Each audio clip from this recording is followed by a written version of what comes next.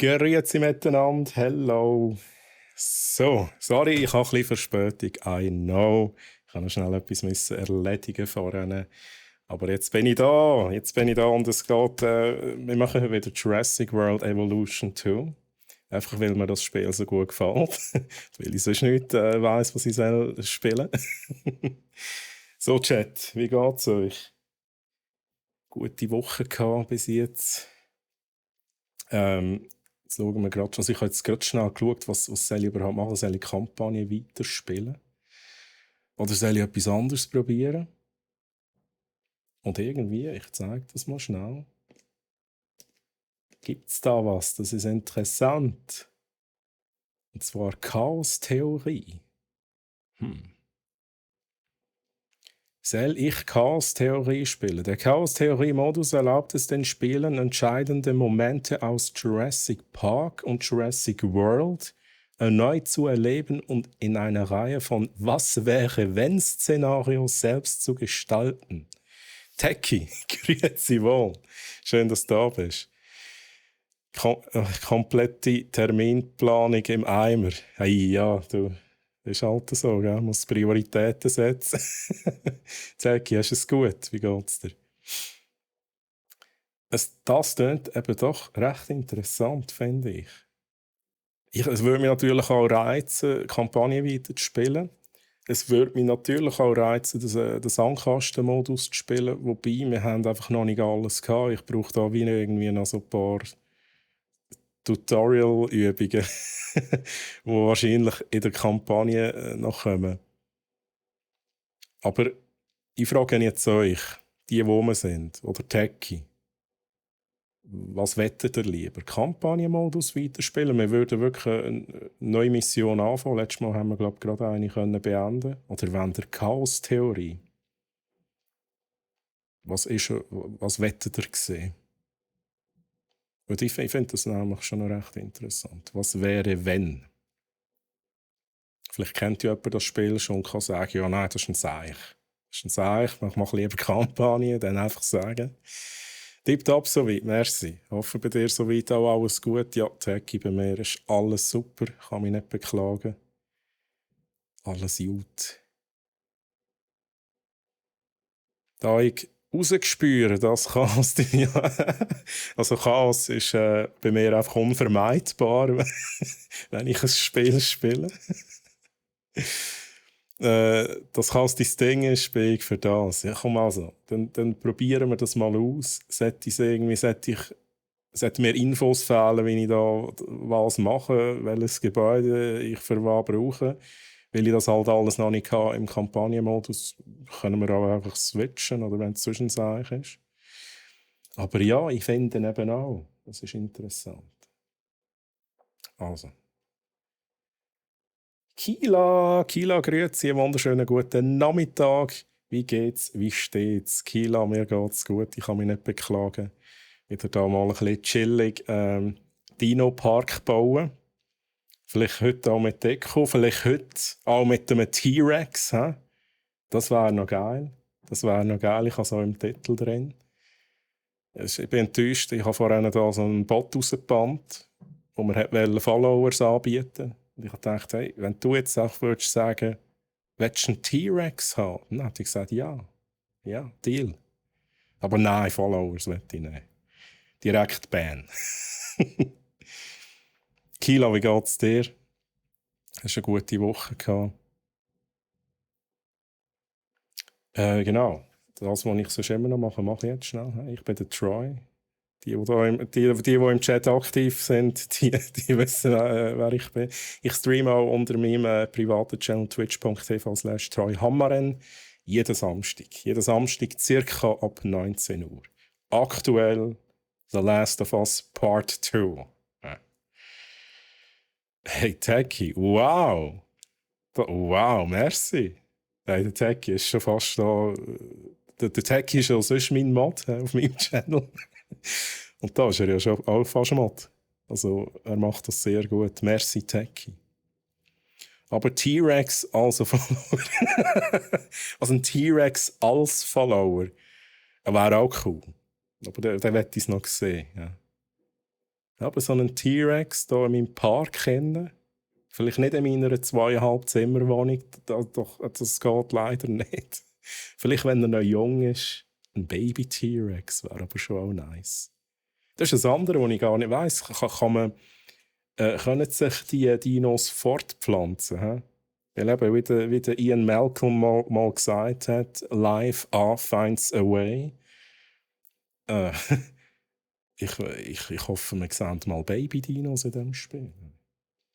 So, jetzt, was haben wir da? Oh mein Gott, Jurassic Park. Übrigens, ich lasse einfach die Musik laufen, die jetzt gerade läuft, weil ich habe Musik ausgeschaltet im Spiel. Manchmal kommt sie nicht, aber alles, was original Jurassic Park Musik ist, kommt sowieso nicht, weil ich den Streamer-Mode habe. Und ich habe mir auch alles Gute lernen, aber nicht. Das ist mal eine Einstellung, Kila. Ich kann nicht sagen, dass es eine gute Einstellung ist, aber es ist eine. Ja. Also alles wie gehabt. Ja, gell? Alles wie gehabt.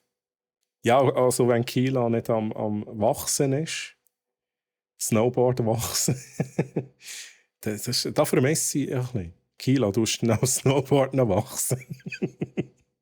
dann ist alles normal. Dann ist alles gut. Ja, natürlich, wenn wir Jurassic Park nennen, dann fangen wir ganz von vorne an. Wir haben noch Jurassic Park San Diego.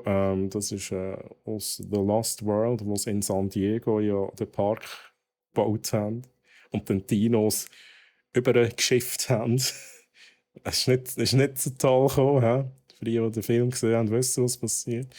Dann haben wir aus Jurassic Park 3 Isla Sorna Anlage B, wo das ja abspielt. Ja, natürlich Jurassic World. Interessiert mich jetzt eigentlich weniger, weil das Jurassic World-Feeling haben wir jetzt in der Kampagne schon gehabt. Ich nehme jetzt echt Jurassic Park. Ja. Mal schauen, was da passiert. Jetzt mache ich da gleich schon die Musik weg. Weil es nicht passt.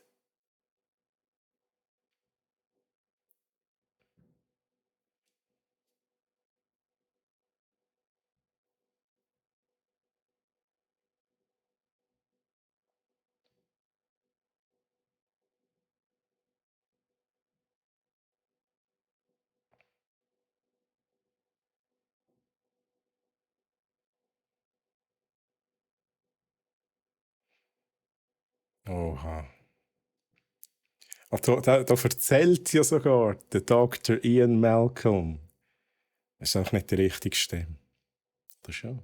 Nein. Nein. Aber es ist geil gemacht. Oh. Ja, aber so ein bisschen Action wollen wir schon haben. Also unsere Aufgabe ist eigentlich mach das, was im Film passiert ist, aber ohne das, was im Film passiert ist. Also quasi der Park in funktionierend, ohne Tote und so. Ja, kann man probieren. Kann man probieren. Bezüglich Baby, der Baby Yoda ist gestern angekommen. Vielen Dank nochmal dafür. Yay, Techie, so cool. Ja, bitte, bitte.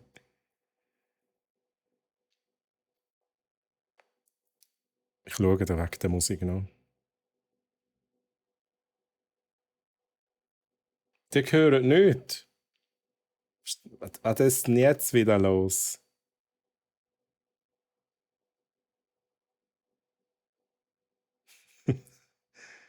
Mich hören ihr, oder? Fuck. Also, Moment schnell. Moment schnell. Der erzählt da und der erzählt und der hört ja gar nicht. Was ist denn jetzt wieder los? Also, Moment schnell.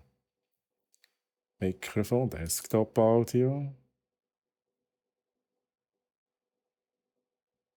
Das macht ja gar keinen Sinn. Das macht ja gar keinen Sinn. Moment. Sie sind nur am Labern jetzt gerade. Darum gehört, da habt ihr ja auch keine Musik gehört, wegen dem. But why?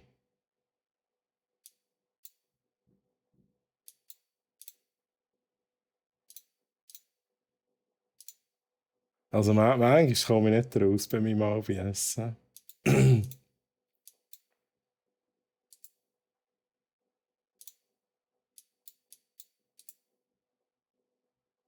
Finde es noch raus, muss halt schnell Troubleshooten, lieber Chat. Was könnte es... Also, lieber Chat, könnt nie euren Treiber vom Audio-Interface updaten. Ist nie eine gute Idee. Ja, also gut. Das können wir beheben. Es geht einfach, im Moment geht alles am falschen Ort raus, das ist das Problem. Interessanterweise gehört ihr mich aber noch. Es ist wahrscheinlich früher aufgefallen, dass etwas nicht geht. Jetzt checke ich das aber noch schnell. Techie, hast du das einmal auch als Techie? Als Audio-Techie? Das Zeug nicht funktioniert plötzlich. Ja, das ist auch gut. Ich weiss nicht, ihr hört mich zwar, ja. Aber es macht eigentlich gar keinen Sinn, dass ihr mich hört. Geil. Also Moment schnell, das schnell ausschalten. Ihr solltet mich jetzt noch hören. Sonst bitte sagen, wenn ihr mich nicht hört. Wenn ich mein Maul bewege, aber ihr hört nicht. Jetzt den noch schnell. Zack. Und jetzt solltet ihr etwas hören. Jetzt ist der Sound da. Geil. So, sorry Chat, aber wenigstens haben wir es in kurzer Zeit können lösen. Jetzt schaue ich da mal schnell Chat an. Jetzt habe ich wahrscheinlich noch ein paar Sachen verpasst. He? In dem Fall, wir hören die Stimme nicht. Sound. Ja, ich habe bis jetzt nicht von irgendeinem Sound gehört. Jetzt muss ich, also ihr hört jetzt Musik. Hört ihr aber auch da... Das vielleicht ein bisschen Leute machen. Hört ihr das da? Ja. Wenn ihr... Die grösste hört ihr, oder?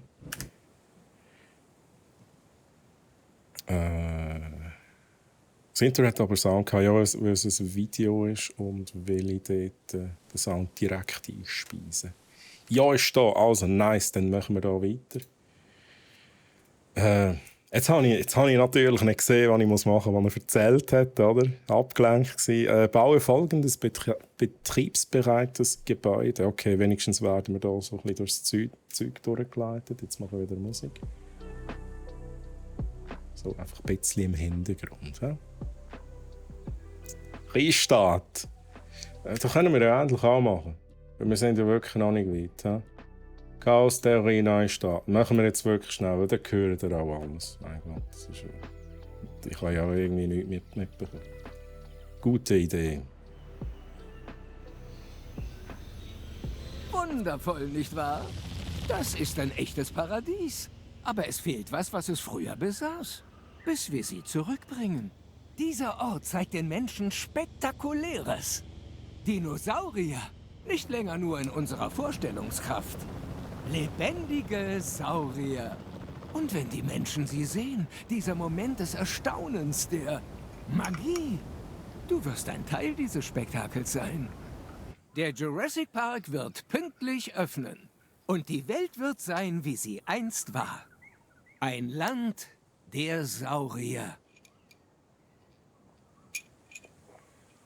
Nice. Ein Land Gut. der T-Rexe. Du scheinst dich einzuleben. Ich möchte dir Lily Halford vorstellen, unsere Betriebsleiterin hier im Park. Sie bringt dich auf den neuesten Stand. Danke, Dr. Hammond. John, Ah, das ist der Hammond. Wie Dr. Hammond. Oh, John dir bereits gesagt hat, wollen wir den Jurassic Park so schnell und so sicher wie möglich in Betrieb nehmen. Wir tun hier Dinge, die als unmöglich galten. Es wird also eine Herausforderung. das Unmögliche möglich machen. Ja, das gefällt mir gut. Also, unsere Aufgabe nochmal ist, bauen folgendes betriebsbereites Gebäude.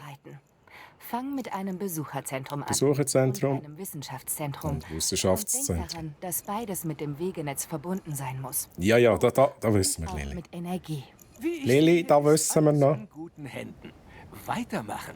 Wir geben Ihnen Bescheid. Nur bei den Dekos habe ich keine Ahnung. Das ist mir noch nicht gezeigt worden. Also wir haben auf jeden Fall den Ankunftsort. Wir brauchen ein Besucherzentrum. Jetzt müssen wir aber mal schnell hier schauen, wie da unsere Map aussieht. Sicher. Genau so. Wir haben hier schon ein Gehege. Das ist jetzt wieder etwas, wo ich halt nicht sicher bin. Ist das Stufe 1? Kann ich das überhaupt anschauen? Ja, ist gut. Blink nicht. Ich bin da am Schauen spielen. Kein Stress jetzt da. Mal schnell schauen, wo überhaupt hier Grenzen sind. Hier sind Grenzen. Das ist wie auch vorgegeben.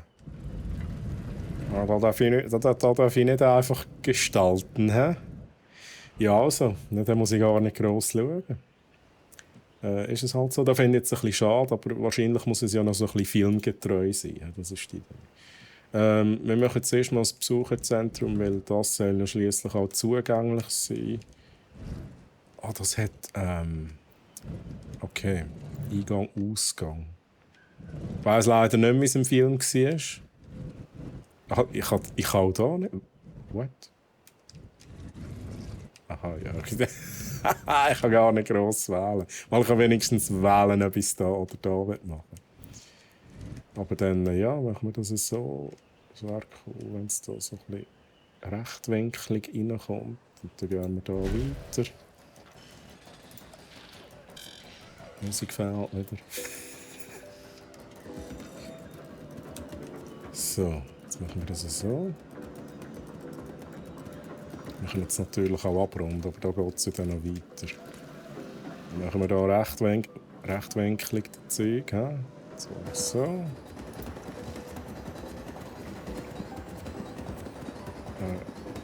Ja, fast rechtwinklig. Jetzt dreht... Okay. Ist aber doof, das will ich nicht. Abreißen. Was ist schon der Abreißen-Knopf? Ist nicht die Lied? Das nochmal machen schnell. Mach es halt so. Geht hier gemäss Snap rüber. So. Let's go. Ich gebe jetzt in 30 Minuten das erste Mal Nachhilfe. Und ich habe so keinen Plan, wie ich das machen soll. in welchem Fach denn Kila? Also ich weiß nicht, ob ich dir da irgendwie Tipps geben kann. Ich kann nie Nachhilfe geben. Ich habe immer nur Nachhilfe bekommen. Ja, das ist, ich sage nicht mehr dazu. Gut. Jetzt frage ich mich gerade. Das war natürlich auch schön gewesen, wobei das wirklich Sinn macht. Aber rund wäre eigentlich auch schön gewesen. Ich glaube, es war ja auch eher rund. Verdammt. Blitzlicht, grüezi, hast du Respekt vor dem Erklären oder Problem mit dem Lehrstoff? Ist die Frage ist, an Kila gerichtet, nehme ich an.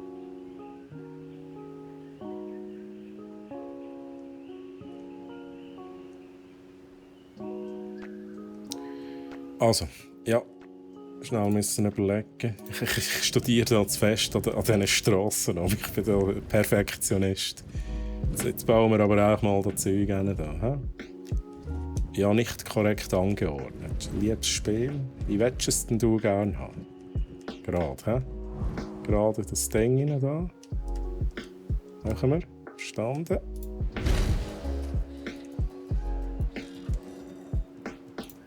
So, dann ziehen wir das einfach drüber. Da können wir jetzt so ein bisschen geschwungen.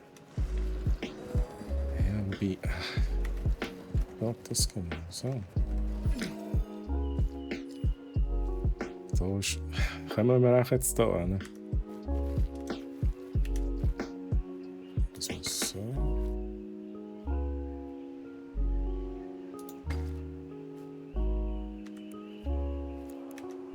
Ja, das kommt damals noch nicht so genau raus. das gedacht hast. Und da drauf vorbei. So.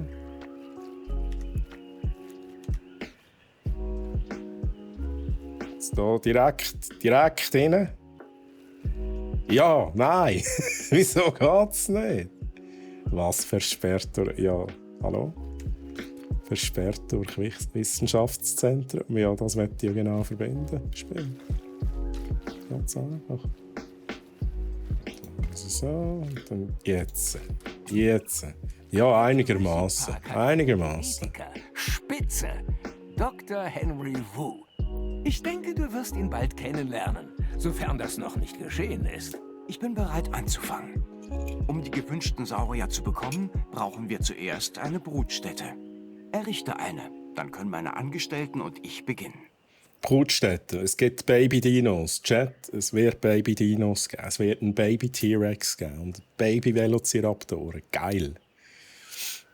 Erklären, also eben so 5. Klasse Math sollte ich herbekommen. Ja, also 5. Klasse, ich glaube, da würde ich wahrscheinlich auch noch einen bekommen. Ich hoffe es auch. Aber ja, musst halt immer zuerst ein bisschen herausfinden, wo hat die Person die Schwächen, und dann musst du natürlich so ein bisschen auf das eingehen am besten. Aber da schaffst du schon, Kila. Ich bin da zuversichtlich. Du hast das im Griff. Denke Anwendungen aus dem Alltag. Helfen besser, den Stoff zu verstehen. Ja, so bin ich eben auch. Wenn ich am 300 Bits cheere und Twitch die Hälfte davon bekommt, wie viel hat denn der Troy? Das ist eine Fangfrage. Weil ich werde 100 Bits bekommen. Wir dürfen da, also ja, wenn man in Bits rechnet, bekomme ich auch 100 Bits. Weil Twitch bekommt ja nicht die Hälfte von den Bits, sondern die Hälfte vom Geld. Ja, das ist ganz einfach. So. Erforschen folgendes Brutstätte. Ja, let's go. Haben wir jetzt Strom? Wir haben Strom. Okay. Forschung ansehen, Brutstätte. Attraktionen, Gastkomfort, Infrastruktur. Einrichtung. Infrastruktur. Bin ich da überhaupt am richtigen Ort? Hallo, muss ich einfach das Gebäude bauen? Nein, erforsche folgendes Brutstätte. Du kannst über den Forschungstab im Kontrollraummenü oder über das Wissenschaftszentrum auf Forschungen zugreifen. Ja, dann ist es eben nicht. Schnell schauen, das sind Upgrades. Ja, das sind jetzt halt Sachen, die in der Kampagne mehr noch fehlen, die mir jetzt noch nicht gross erklärt worden sind. Aber ich nehme an... Einrichtung? Nein. Strom? Nein. Aber der muss doch da sein. Irgendetwas, das ich auch wählen muss. Effizienz-Upgrades. Ja, aber Upgrades ist doch nicht da, was ich brauche.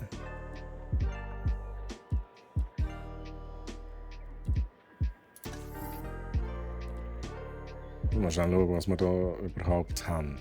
Touren, Beobachtungsplattform, Gästeattraktion, ja, und dann irgendwie noch Levels, Gastkomfort, Gästegebäude, Standardwerk haben wir ja. Das Hotel, okay, da kann man einiges bauen.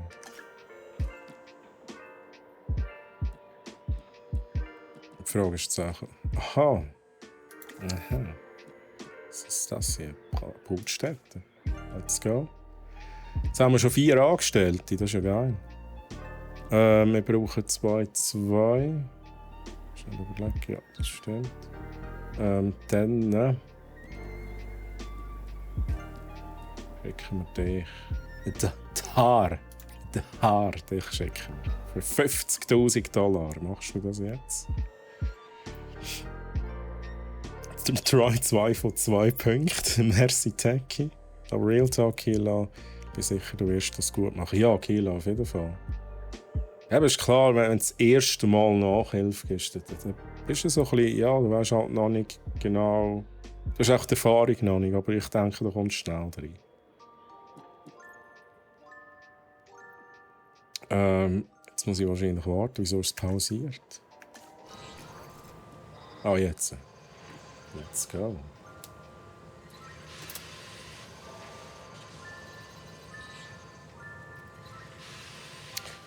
Ja.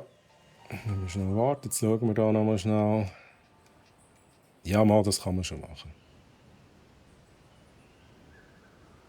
Ja, weil es halt da, ja. Die Strassen lassen wir jetzt so, wie sie sind. Da haben wir den Notfallgenerator. Wir schnell schauen. Ah, wir haben diverse schon. Darum haben wir Strom. Sehr gut. Baue ein Betriebsbereich. Also was? Das habe ich ja schon. Ah nein, Brutstätte. Nein, sag ich. Das habe ich jetzt erst schon geforscht.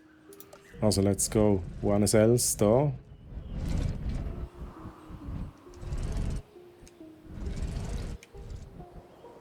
Gut, dann tun wir das hier direkt an Rand.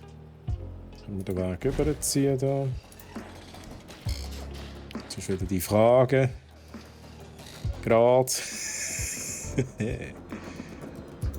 ist... Ja, ich glaube, wir müssen gerade sein. Wir können hier natürlich schlussendlich direkt verbinden. Jetzt möchte ich hier schnell ein bisschen schräg haben. So. Nicht ganz. Moment. So. Und dann gerade weiter am Keg entlang am besten. Ei. Jetzt. Jetzt. Ja, aber nicht sicher. Bist du sicher?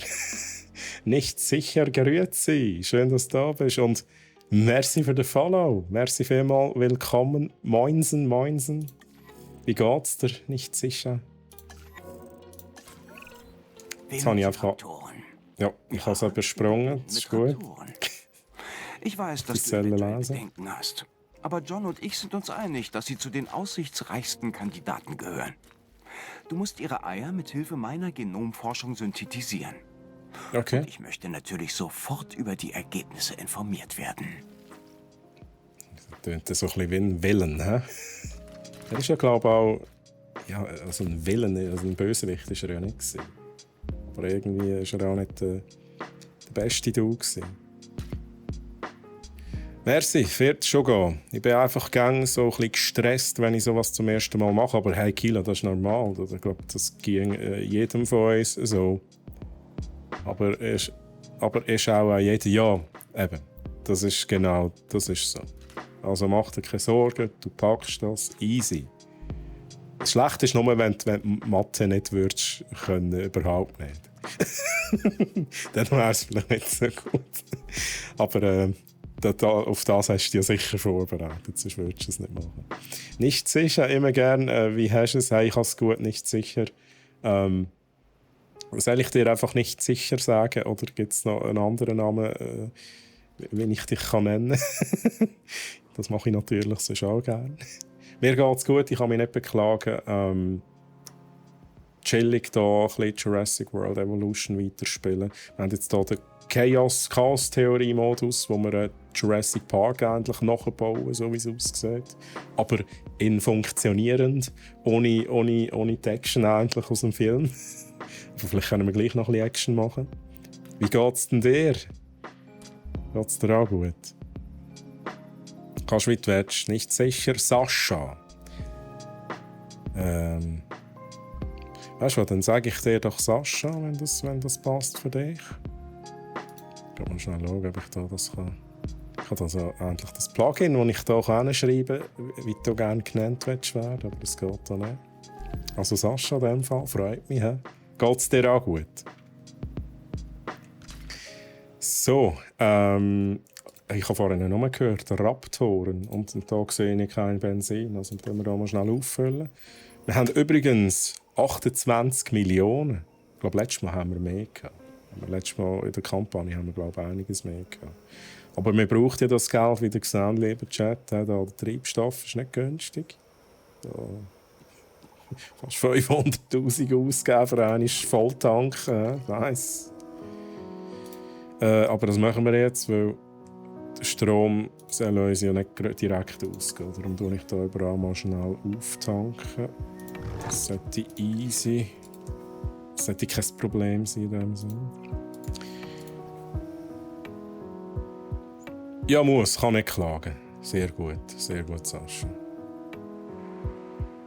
Das Einzige, was doch ein bisschen ist, da klage ich man jetzt ein bisschen. Es ist ein bisschen warm in der Wohnung. Aber mein Gott, man kann es nicht verhindern. Ist halt so. Jetzt geht es gerade noch, aber ich habe auch ein paar Fantis auf mich gerichtet. So, genau, Raptoren. Das haben wir jetzt effektiv noch nie gemacht. In der Kampagne sind wir nie so weit gekommen, dass wir haben können Dinos ausbrüten. Aber nice. Probieren wir das einmal. Saurier synthetisieren. Oh ja, Raptoren haben. Jetzt schauen wir schnell. Wir haben den Strutiomimus. Strutiomimus. Ist das nicht ein Gallimimus? Ein Gallimimus gibt es doch auch, oder? Mal schnell schauen. Da haben wir noch Gallimimus. Ein Parasaurolophus, ein Dilophosaurus. Ja, nice. Der spuckt ja. Also ich weiß nicht, ob er... Also im Film spuckt er da das Zeug, die lähmende Flüssigkeit. Aber ich meinte mal gelesen zu haben, dass man sich nicht sicher ist, ob das wirklich so war. Oder ich glaube, es ist wirklich einfach für den Film erfunden worden. Triceratops. Aber wir machen jetzt hier unseren Raptor. Das ist geil. Du hast den ersten Dino züchten. Machst direkt auch einen Raptor. Ja, würde ich auch machen. Vielleicht würde ich aber einen T-Rex machen zuerst. Jetzt schauen wir da schnell. Genom modifizieren. Das ist jetzt halt einfach alles Zeug, das ich noch nie hatte. Mal schauen, was das ist.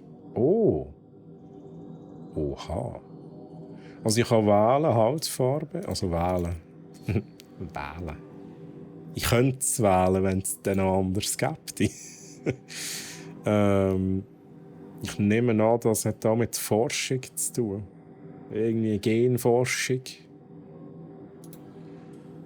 Was haben wir denn da? Sozial 25%. Intolerant 75%. Fit 50%.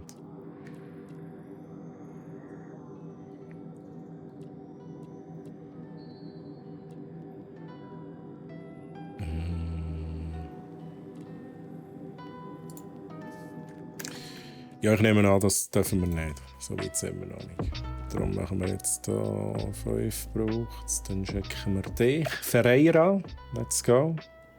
Ist noch niemand gestresst, gut. Würde mich auch verwundern. Also wir müssen einen Velociraptor machen, können wir schon direkt das nächste machen. Wir warten mal. Wir gehen mal nach Tutorial. Nach Vorgaben.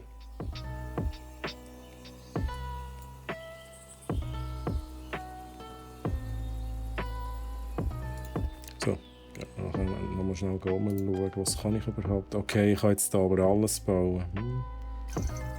Ja. Labor meldet fehlgeschlagene Synthese. Ja, was? Was? Habe ich die falsche geschickt? Die erste Synthese war erfolglos. Ja, es gibt also eindeutig Raum für Verbesserung. Aber wir geben nicht auf. Wir werden besser. Ja. Ich habe einige Bereiche im Syntheseprozess identifiziert, die weiterer Forschung bedürfen. Finde alles Nötige im Wissenschaftszentrum heraus und melde dich bei mir. Okay, let's try. Was müssen wir machen? Du kannst über den Forschungstab, ja, blablabla, haben wir schon mal gelesen, genau, und forschungsbereit gehen zur Forschung. Verbesserte Synthese, kann ich direkt draufklicken, nice. Okay. Ja, aber ist denn da eine Chance in dem Fall, dass es schief läuft? Ich nehme an, das war jetzt wie gescriptet in dem Moment. Um uns zu zeigen, hey, die Chancen sind wahrscheinlich höher, wenn du da das Upgrade hast. Dann machen wir da schnell 1, 2. Dann haben wir dich wieder die Haare. Let's go.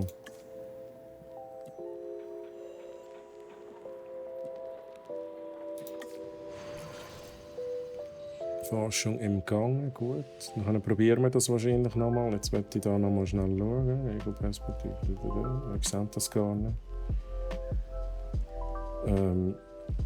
Dekorationen. Okay, jetzt haben wir... Oho, das ist aber nice. Das ist wirklich aus dem Film die Strasse. Die Strassensymbol. Wer kennt es noch, Chat? Oder der andere rumfährt im Regen und dann sagt er, wo ist die Straße? Wo ist die Straße? Ja, und dann kommt irgendwann die Dilophosaurus. Oh, okay, nice. Sobald ein Wissenschaftler die Synthese eines Genoms abgeschlossen hat, bist du in der Lage, das Gelege zu durchsuchen und Eier zum Ausbrüten auszuwählen. Alle ausgewählten Eier werden ausgebrütet und die ausgewachsenen Saurier können dann gleichzeitig freigelassen werden. Okay. Alternativ können Saurier per Airlift an anderen Orten freigelassen werden. Okay. Techie, du kennst da noch. He? Das war einfach ein super Film. Die Szene ist mir recht geblieben. Gut, das ist mir so etwa ziemlich jede Szene aus Jurassic Park geblieben. Das ist wirklich so der Film, wo ich glaube, ich habe keinen Film mehr als den gesehen. VHS, ich glaube, ich habe den jeden Tag geschaut. Gut. Machen wir. Wir beginnen mit Raptoren? Kila, du hast glaub noch keinen von diesen Filmkomplex gesehen. Ich folge der Wissenschaft. Und diese Saurier sind unsere beste Chance auf Erfolg. Also Kila, so viel gelernt. Ich kann dir das nur empfehlen. Während wir voranschreiten. Ja, natürlich. Und ich verstehe Ihre Bedenken, Miss Halford. Jeder Saurier birgt ein gewisses Maß an Risiko. Und es ist an uns, das so weit wie möglich abzufangen. Halte mir die Anwälte vom Hals und die Saurier sicher und zufrieden in ihren Gehegen. Und meine ewige Dankbarkeit ist dir sicher. Dr. Hammond, haben wir also Ihre Genehmigung fortzufahren? Ja, mit größtem Vergnügen. Der macht sich wahrscheinlich mal schon auf den Weg zu dem Dr. Settler und dem... wie hat er schon geheißen? Der Samlin, ich weiß es nicht. Der Grant. Dr. Grant, irgendwie so. Was ich noch sagen wollte, Kila, eben, du hast glaube ich noch keinen von den Filmenkomplex gesehen. Ich kann das nur empfehlen, er muss sicher Jurassic Park, das Original zu schauen. Alles nachher. Also wenn du wirklich Fan, wenn du wirklich angefressen bist dann von Jurassic Park, dann kannst du dir natürlich den Rest auch noch geben. Es geht dann weiter mit Jurassic Park Lost World. Ja, und dann Jurassic Park 3. Ich weiss nicht, also ich weiss nicht, wie die erste Jurassic Park 3 gefunden haben. Ich habe ihn nicht so gut gefunden, aber mein Gott, Dinos. Unterhaltsam. Ne? Schlussendlich ist halt auch einer von diesen Jurassic Park Filmen. Und natürlich die neueren dann auch noch Jurassic World. Aber Kila, gib dir Jurassic Park mal, wenn du, falls du ihn wirklich noch nicht gesehen hast. Ja, also ich wollte mal schauen, aber ich bin nicht so gemacht für Filme. Okay, meine Aufmerksamkeitsspanne ist deutlich zu kurz. Ja, gibt's. Ich bin genau das Gegenteil. Ich bin ein riesen Film-Nerd. Ich bin gemacht für Filme. Aber vielleicht... Ich finde, Jurassic Park ist sicher einer von diesen Filmen. Wenn mich jemand fragt, hey, ich bin nicht so der Film-Nerd, welche Filme muss ich gesehen haben, dann gehört Jurassic Park irgendwie schon dazu, meiner Meinung nach. So, was müssen wir? Synthetisieren den folgenden Saurier, bitte ihn zweimal aus und lasse ihn frei, Velociraptor. Sind wir schon so weit? He? Das Chaos nimmt schon seinen Lauf. Brutstätte. Let's go. Da können wir da noch mal weitermachen. Sehe ich das richtig? Alle Eier aussondern. Nein. Okay, never mind. Wir müssen das noch mal machen. Raptor 2 Stück. Gut, also. 5. Dann du wieder. Und nochmal ein Raptor. Nochmal 5. Da muss ich 2 schicken. Aha. Dann der Tar, wie spricht man da eigentlich aus? Der Jar, oder? Keine Ahnung. Aber der Fadl. Den Fadl schicken wir auch noch mit, dann haben wir 5 Punkte.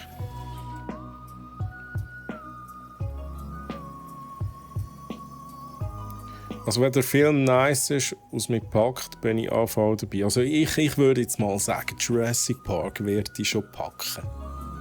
Also Jurassic Park ist halt schon mal sehr, sehr interessant. Ja gut, für mich einfach interessant gewesen, weil ich auch ein riesen Dino-Fan bin. Aber ich meine, Jurassic Park geht nicht direkt los mit Action, natürlich. Aber ich finde es sehr schön gemacht, wie sie das Zeug zeigen. Ich will jetzt auch nicht spoilern in dem Sinn. Aber es ist echt spannend gemacht, mein Gott. Und das ist halt auch aus Steven Spielberg und das merkst du. Das ist wirklich nice.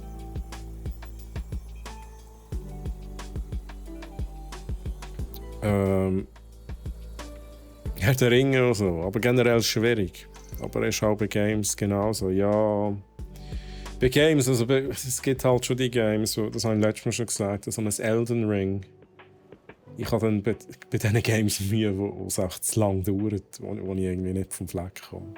Wobei, ich habe jetzt Elden Ring noch nie angezockt. Also, vielleicht wäre es gleich etwas für mich. Es ist schwierig zu beurteilen. Aber auch in Games, wo ich irgendwie das Gefühl habe, ich komme nicht vom Fleck, dort verleidet es mir. Und tatsächlich, Open World ist nichts für mich bei Games. Open World ist nichts für mich. Weil da weiss ich nicht, was ich machen muss. Googly, grüezi, hello, geht's dir gut? Schön, dass du da bist. Kila, merci für den Lurk-Support, danke. Und viel Erfolg, du packst das, easy peasy. He? Easy peasy. Oh nein, Googly. Oh nein. So, was muss ich machen? Ja, das habe ich das jetzt nicht gemacht. Wieso steht es wieder still? Was ist los?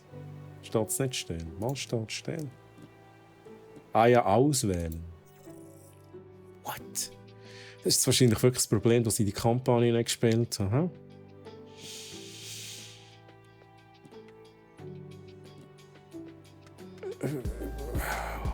Was muss ich denn jetzt machen? Shit, jetzt habe ich am Schluss irgendwie 6 Raptoren, dabei habe ich nur 2 Wellen. Aggressiv. Kohabitationslimit. Plus 30% Chance, Ranger-Teams anzugreifen. Ja, verdammt. Ja gut, das sind Raptoren. Was erwarten wir da genau? Die sind einfach so. Gut, wenn wir aggressiv können verhindern. Die haben dann auch noch ein eigenes Aussehen, wobei das ist jetzt immer das Gleiche, aber ich kann jetzt nicht einfach alle wählen. Wobei dann habe ich wirklich 6 Raptoren, das wäre ein bisschen doof. Ich nehme jetzt mal da, ich brauche nur 2 Raptoren. Und ich nehme da mal den intoleranten Raptor. Also. Jetzt? Aha, Wissenschaftler zuweisen. Oh mein Gott, ich komme aber irgendwie wirklich nicht raus. Ne?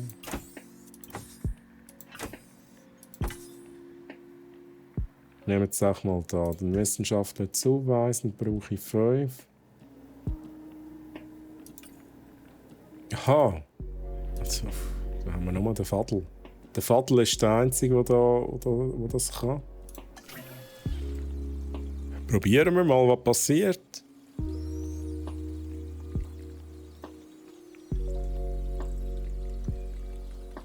Alles fit im Schritt. Temperatur passt.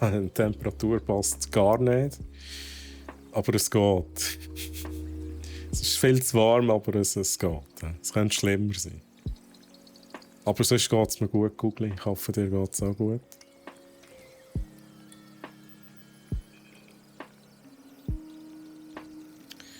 So.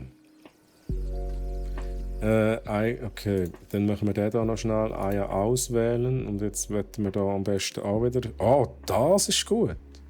Sozial, nachtaktiv, fit. Soll nicht so aggressiv sein. Okay, das ist okay. Gefällt mir.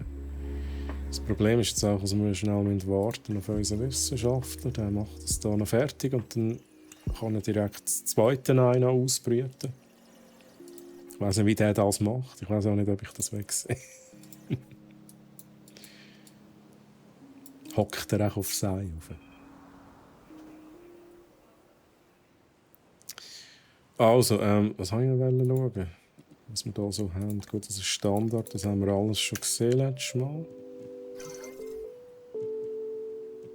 Gäste. Kleine, ja, jetzt können wir all die Sachen machen. Kleine Einrichtung, Toilette, grosse Einrichtung. Den Schutzbunker brauchen wir dann sicher noch, das Hotel. Aber das müssen wir zuerst noch erforschen. Alright. Also, das ist gut. Dann mache ich den hier. Den nehmen wir. Ah, habe ich schon. Gut. Ich hoffe, du bist noch nicht allzu gestresst, Fadl. Ah, da liegt noch etwas drin. Let's go. Verdienst schon genug.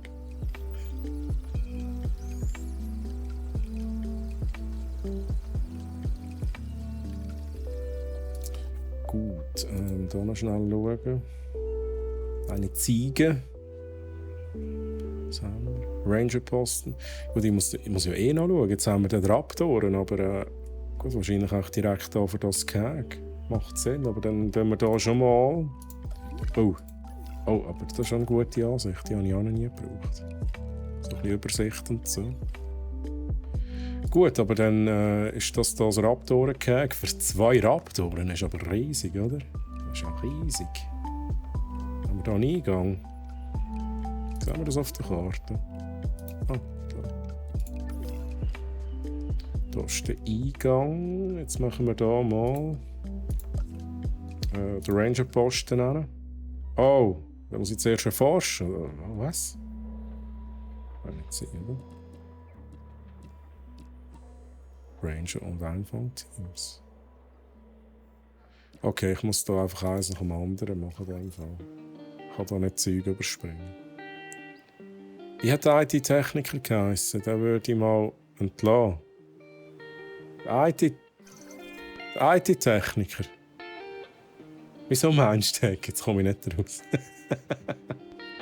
Ja, aber Massi, grüezi. Schön, dass du da bist. Kurz Hallo sagen. Geht's dir gut, Massi? Und merci fürs Reinkommen, fürs Vorbeischauen. Du musst arbeiten, ja. In diesem Fall noch gut arbeiten, Massi. Merci, dass du vorbeigeschaut hast. Der IT-Leiter vom Park.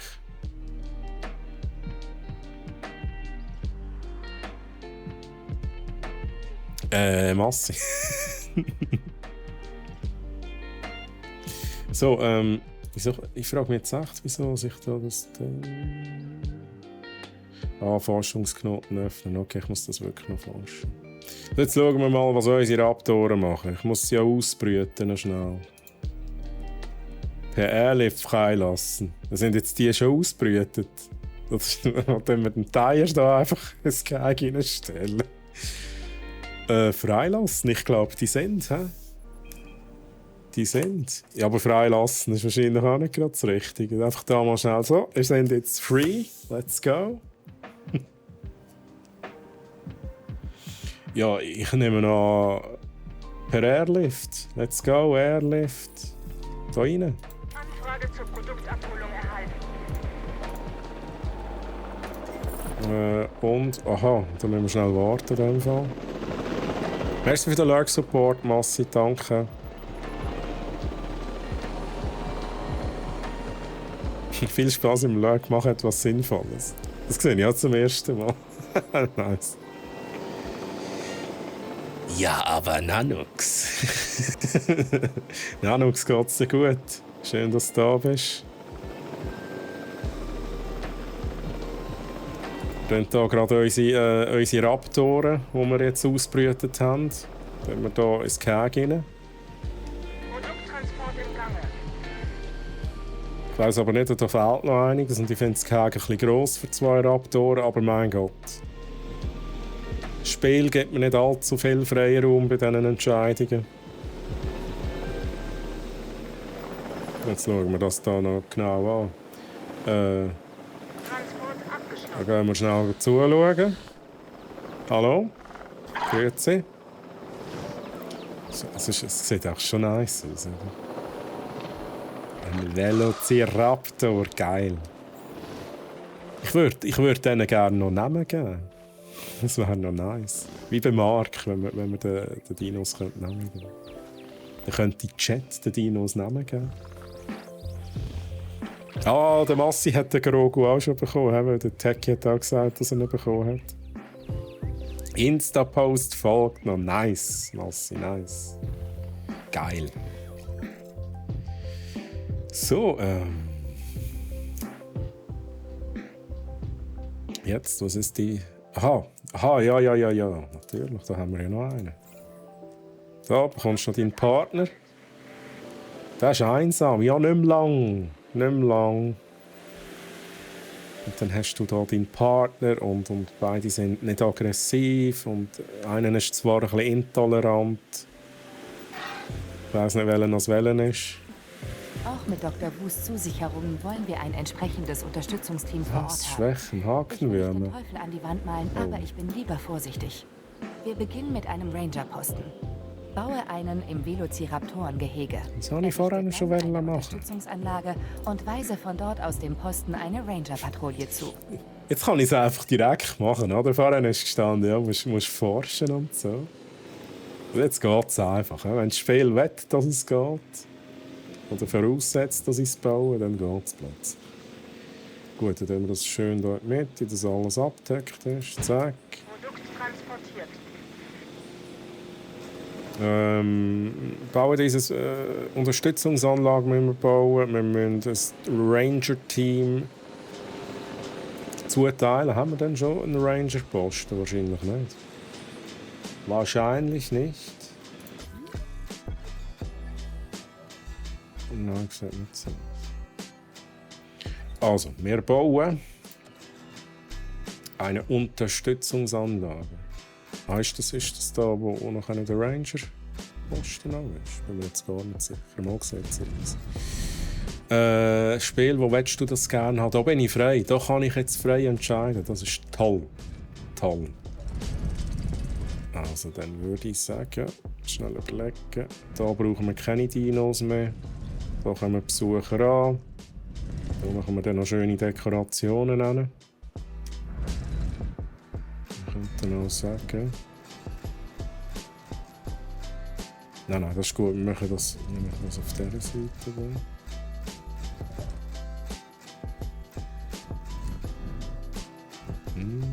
Wobei, ich kann das auch da machen. Das geht nicht. Standard weg. Wir machen es hier hin. Das macht am meisten Sinn. So, let's go. Verbinden. Zack.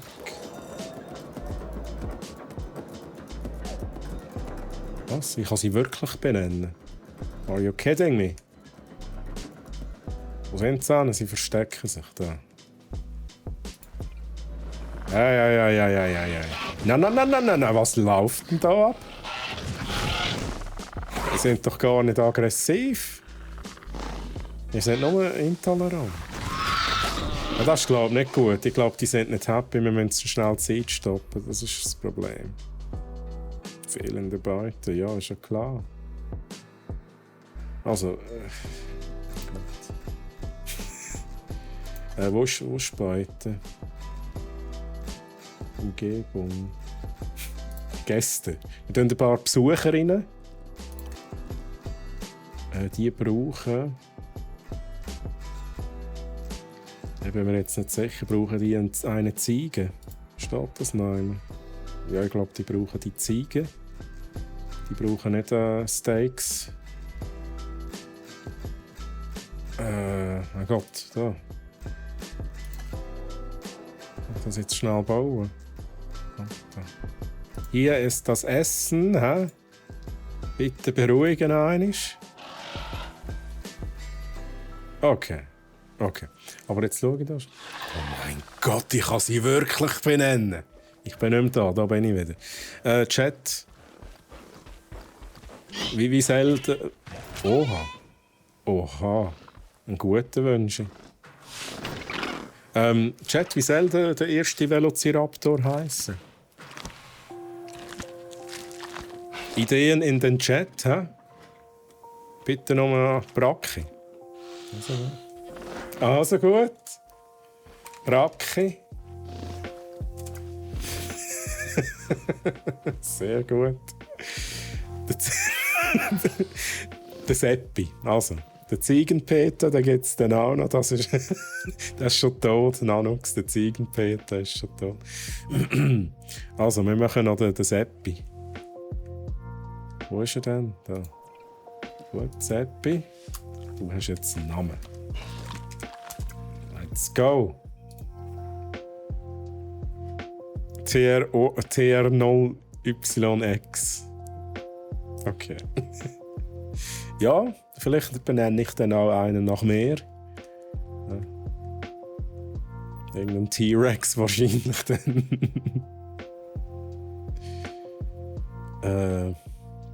Also es erinnert mich wieder, ich habe schon mal einen T-Rex benannt im Ark. Und der hat geheissen Troipharosaurus Nox. Dass das nochmal schnell gesagt ist. Gut, also wir haben Dinos benannt, das müssten wir eigentlich gar nicht machen. Wir müssen das Ranger-Team haben. Ranger-Team, let's go. Oh, nice. Also, da möchte ich von euch mal anschauen. Da. Ich hoffe, Dinos brechen nicht gerade aus. Also, lieber Chat, geil, oder? Da die Chips aus dem Film. Sehr geil.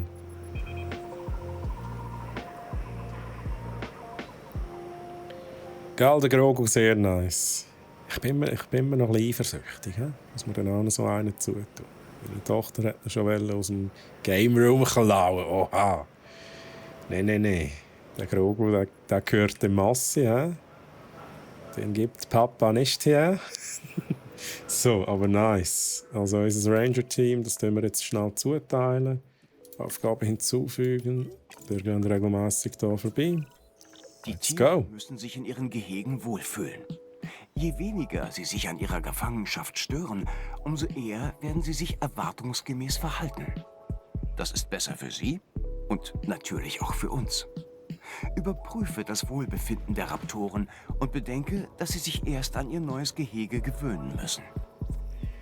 Ja, wahrscheinlich muss ich da noch ein bisschen Zeug machen, damit es ihnen besser geht. Aber Techie und Massi, falls jemand von euch ein Kallax-Regal hat, könnt ihr mir gerne sagen, ob der Grogu Platz hat im Regal. Hey, jetzt ist da schon wieder Action. Hey. Gefährlich für das Fahrzeug. Ja, you don't say.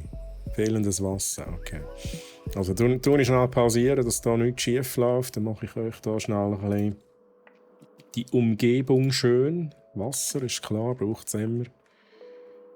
Das finde ich echt der schöne, der gemütliche Teil am Spiel. So ein bisschen karg designen, Landschaft gestalten. Passt. Cool.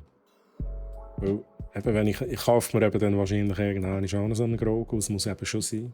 Und ich halte das Kallax. Und das wäre schon cool, wenn ich das dort reinstellen könnte.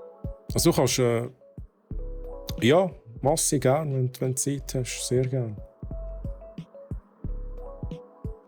Ich gehe gerade zu ihnen. Mit den Ohren ist es ein bisschen knapp. Ich habe auch andere Sachen, die so knapp sind. Ich habe so eine Mando Funko-Pop-Figur, die relativ gross ist. Wobei ich habe nicht im Kallax, aber ich glaube, das sind etwa die gleichen Dimensionen. Das sind auch Ikea-Dimensionen. Und sein Kopf ist dann so schräg. Weil es oben passt es eben so um einen halben Zentimeter nicht rein, aber wenn er den Kopf kippt, dann geht es. Und jetzt steht er halt so mit dem schrägen Kopf im Regal. Ah. Ja, ich bin ein riesen Mandalorian-Fan, aber Grogu ist einfach auch nice. Wasser. Wasser ist der Plan. Jetzt schauen wir schnell, was macht Sinn. Da geht es rein. Da können wir endlich da Wasser machen. Wir brauchen auch eine Aussichtsstation, wahrscheinlich da. Dann wäre aber Wasser eben da hinten auch nicht schlecht. Und das machen wir gleich. Die Bäume sind jetzt einfach im Wasser. Gibt es halt.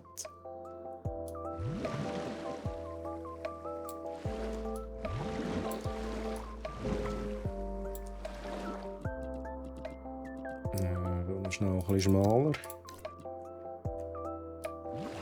So.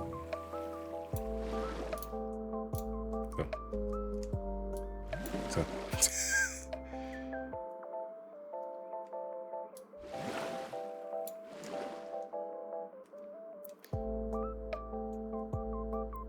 Schauen wir uns nachher an, Massi. Merci vielmals.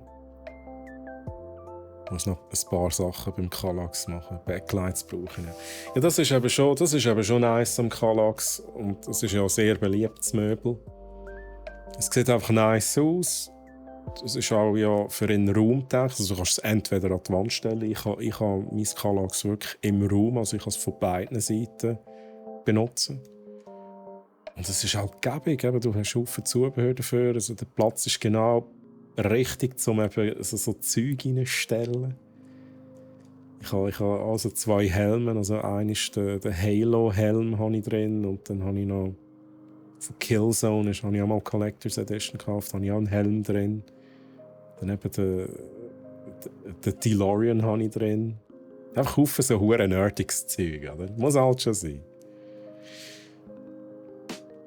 Ja, ich wollte jetzt sagen, nein, es ist kein IKEA-Stream. Aber irgendwie reden wir einfach jedes Mal über IKEA-Möbel. Sehr gut. Es ist kein IKEA-Stream hier, es ist brack.ch, lieber Chat. Aber wir haben leider ja keine Kallaxes. Kallaxe. Das ist Mehrzahl von Kallax. Was brauchen wir noch? Bracki, was brauchst du? Was brauchst du? Komfort brauchst du, aber wie erreichen wir den Komfort? Wie sehe ich das schon? Aha, Komfort. Also jetzt haben wir ja mal Wasser. Soll ich jetzt hier mit dem noch mal schnell schauen? Direkte Steuerung. Die Geräusche, nice. Ich bin gerade den Knopf am Suchen. Kann man schnell scannen hier. Die Ziege, Zufrieden, let's go. Gut, weitermachen.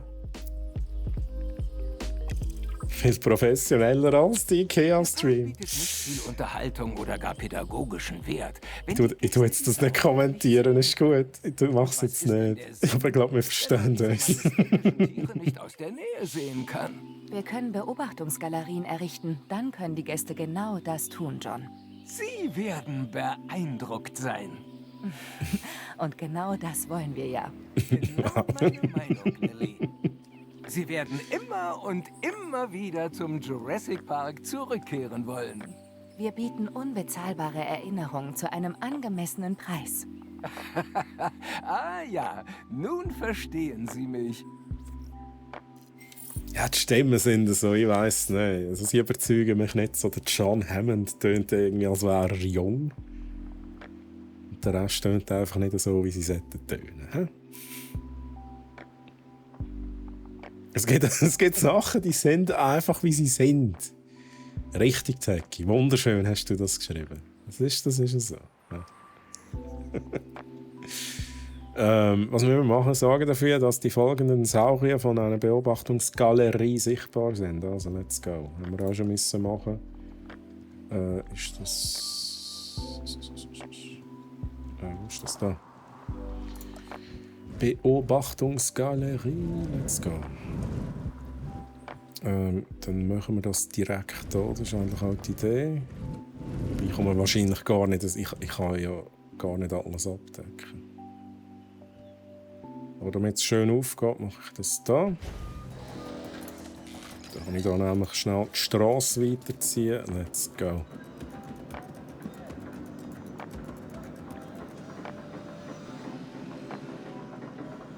Das ist aber nicht so wie im Film. He? Nicht so wie im Film. Ich weiss noch im Film, wo sie zu den Raptoren gegangen sind, wo sie gerade gefüttert worden sind. Das war relativ klein.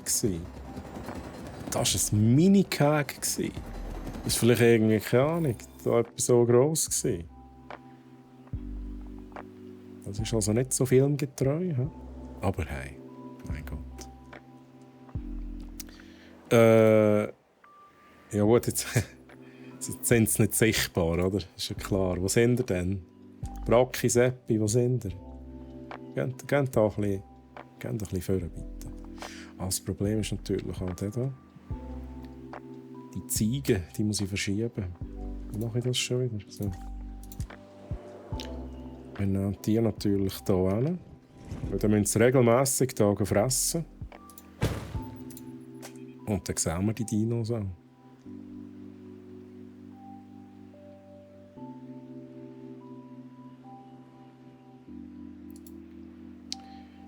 Gut. Hey, ist jetzt die Zeit schon wieder verflogen? Das ist unglaublich. In diesem Spiel geht die Zeit so schnell vorwärts. Das ist krass. Macht mal, muss ich da ein bisschen vorspulen, damit das klappt. Ziege, nein. Komm da rüber. Nein. Ja, schneller. Okay, also eines hat es gesehen, oder? Der gesehen. Jetzt musst du echt kommen. Seppi, komm da hin.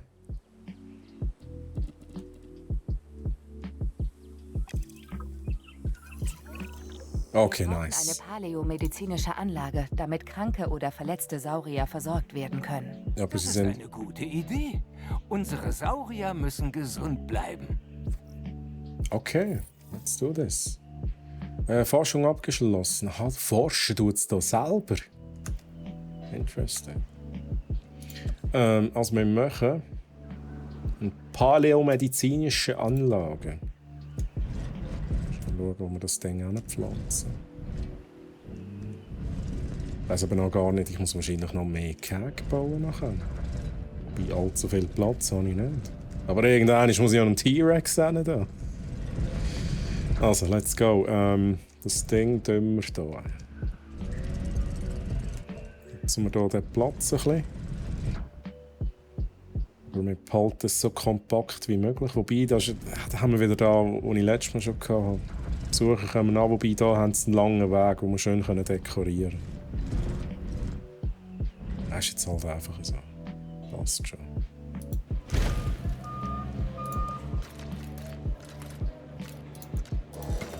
Weil es soll ja ein bisschen schön aussehen für Besucher. Aber da können wir Haufen Zeug machen. Dann kommen wir jetzt halt da ein bisschen an diesen Gebäuden vorbei.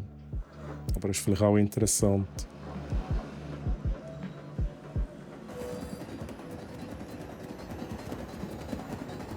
Aber es ist noch kein Dino krank, oder? Alle gesund. Seppi gesund, Bracchi gesund. Das Expeditionszentrum verwaltet Teams unter der Leitung von zugewiesenen Wissenschaftlern an entfernten Standorten. Ja, das kennen wir. Schickt ein Ausgrabungsteam um neue Fossilien in Grabungsstätten auf der ganzen Welt zusammen. Und das ist jetzt hier anders als in der Kampagne, weil in der Kampagne müssen wir einfach Dinos einsammeln, weil ja die halt wegen dem, was in den Filmen passiert ist, die ja überall auf der Welt auch ein bisschen rum sind. Und da müssen wir jetzt effektiv Grabungsstätten, also von Fossilien sammeln, quasi eben Bernstein, was nach einer DNA auseinander und so, geil.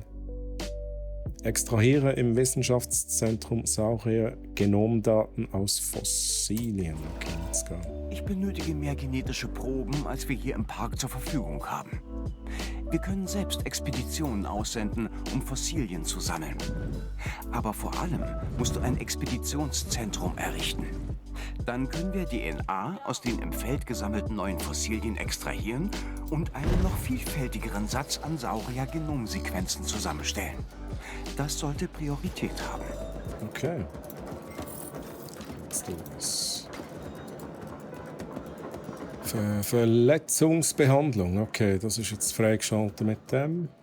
Aber im Moment müssen wir, glaube ich, nichts machen da. Wie gesagt, die sind gesund. Brauchen die wirklich nichts? Sonst kein Stein, kein hungrig. Wir gehen doch essen.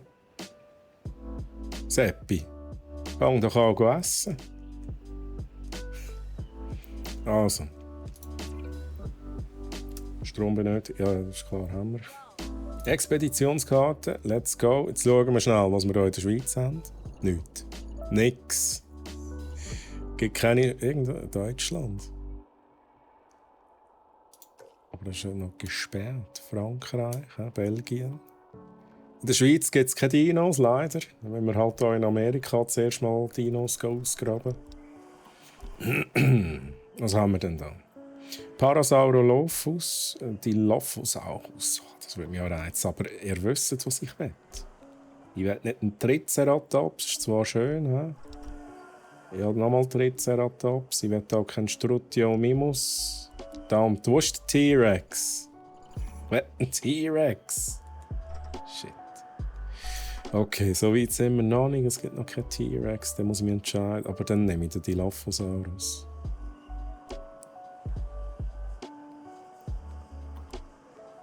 Oder Chat, was gibt es einen Dino, den ihr gerne sehen wollt? Wir haben den Dilophosaurus, wir haben den Parasaurolophus. Können wir uns den noch anschauen?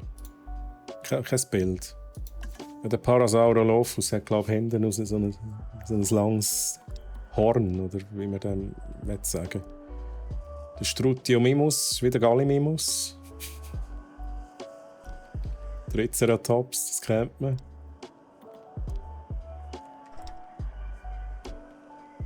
Und was ist ein Pachi? Der Pachi ist. Der Pachyrhinosaurus. Ist das nicht der mit der Rammendisaurus? Der Ramsaurus. Gut, okay. Da hast du schon einen Namen bekommen. Ich glaube, der Dino, der rammt eben das Zeug mit seinem Kopf, wenn es mich nicht täuscht. Ist das der Pachi? Wie gesagt, ich bin ein riesen Dino-Fan. Ich habe da mal jeden Dino in- und auswendig kennt als Kind. Gewisse Sachen sind mir geblieben. Aber ich glaube, ich mache auch mal die Dilophosaurus. 3. Dann schicken wir 2 von euch. Ja, aber dich nicht, weil du bist noch wichtig. Hier 2. Ja, wobei, das ist alles wichtig. Schicke ich gleich.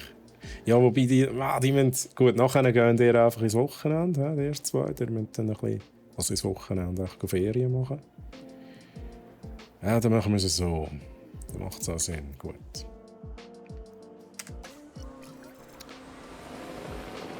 Verbessere das Genom vom Triceratops.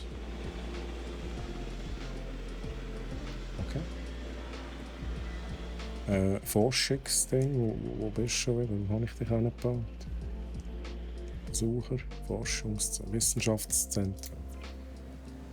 Forschung. Jetzt habe ich schon wieder vergessen, was wir machen. Genom vom Triceratops. Ist das wirklich da? Mal, das ist da. Spezies.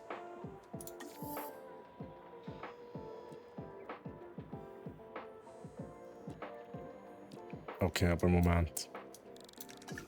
Wo ist er? Da ist er. Ja, das dauert noch ein Weile. Das bringen wir wahrscheinlich heute nicht an. Schade. Und vorher kommt noch der Suchomimus. Okay. Majungasaurus. Coelophysis. Okay, wow, dein Name. Holy moly, habe ich noch nie gehört. Aber wo? Wo mache ich denn das? Wahrscheinlich nicht da. Aha, im Wissenschaftszentrum mal kann ich dann ihre Genome erfassen. Ich muss aber zuerst Fossilien haben, die ich jetzt am Einsammeln bin. Ich habe noch keine Fossilien. Okay. Ich glaube, ich muss einfach warten. Ich kann da schnell ein bisschen vorspulen. Wehe, ihr brechen aus, die Dinos. Ist noch nicht so weit. Der Sturm ist noch nicht gekommen.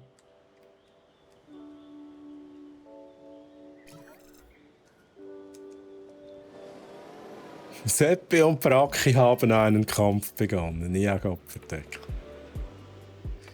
Und der Seppi hat wieder leiden. Nicht diagnostiziertes Leiden. Also gut, dann sind wir da noch ein bisschen beschäftigt. Oder sind... Aha. Oder sind die schon wieder zurück? Nicht, oder? Jetzt komme ich nicht raus. Sind jetzt die schon wieder retour?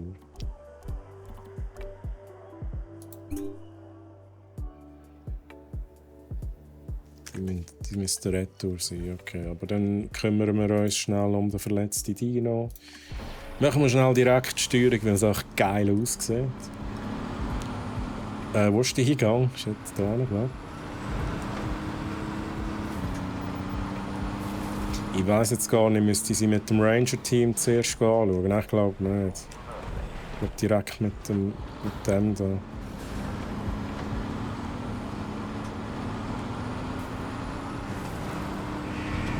So, wo sind wir?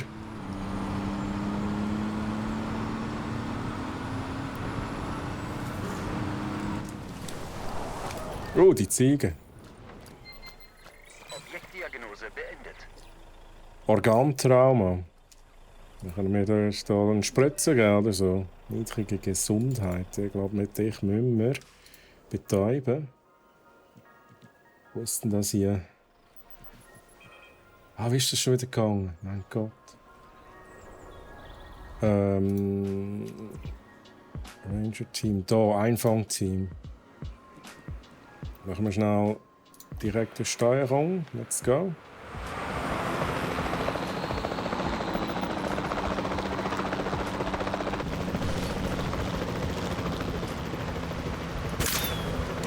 Okay, Miss. Einmal. Zweimal. Dann transportieren. Du kommst. Ist das? Jupp. Dann brauchen wir. Dich. Das Stresslevel. Das Stresslevel. Ja, das liegt jetzt schon noch drin. He? Das geht schon noch. Ich frage mich gerade, wo kann ich da mein Personal managen?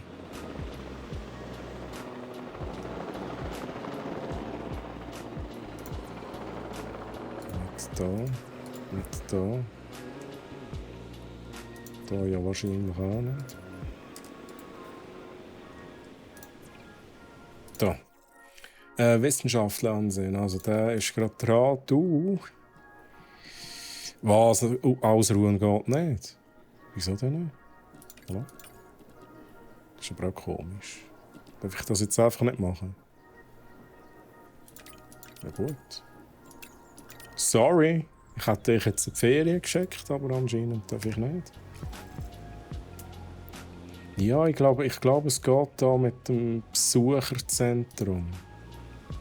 Oder muss ich ein Personalzentrum bauen, damit er in die Ferien kann? Das kann natürlich schon sein. Ich glaube, du hast recht.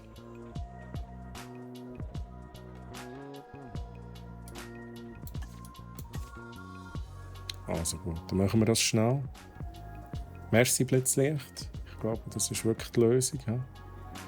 Dann nehmen wir hier noch schnell, bevor du in die Ferien gehst, musst du jetzt halt noch schnell das Personalzentrum erforschen. Let's go. Transportiere Produkt. Gut, dann gehen wir healen da. Wieso war denn der so aggressiv da, der Brocki? Der Brocki war aggressiv. Schau los. Zufrieden. Zufrieden, aber einfach aggressiv, oder?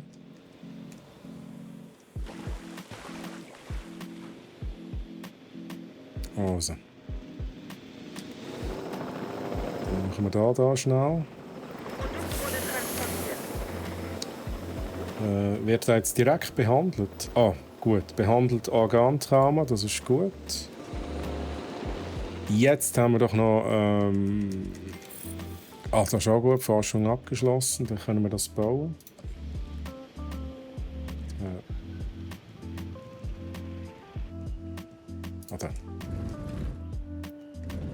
Gut. Personal, wo kommen die ran? Wir haben hier noch ein bisschen Platz. Kann ich das da? Nope. Mache ich das da hin? Let's go.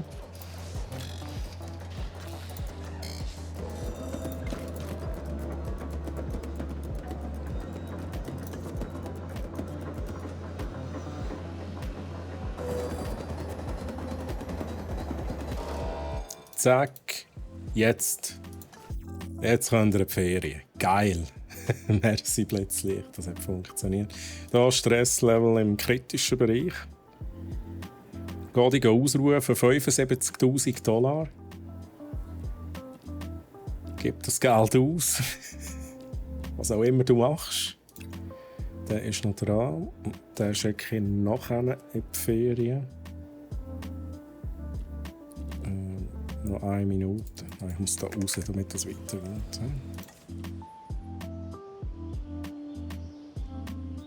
Dann haben wir das. Da haben wir natürlich noch Fossilien gefunden. Ich schaue da mal schnell rein.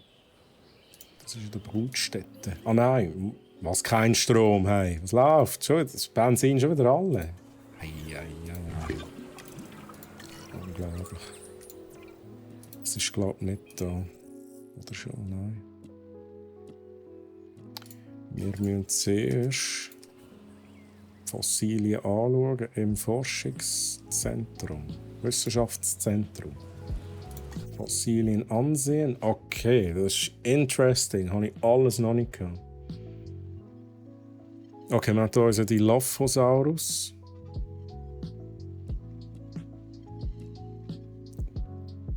Gliederfüße-Fossilien. Aha, da kann ich verkaufen. Ja, aber kann ich da auch direkt alles verkaufen, was ich verkaufen kann? Muss ich es überhaupt verkaufen? Kann ich sonst etwas damit machen? Wahrscheinlich nicht. Darum tue ich es verkaufen. Oha. Ich nehme an, die tue ich einfach verkaufen. Let's go. Gut.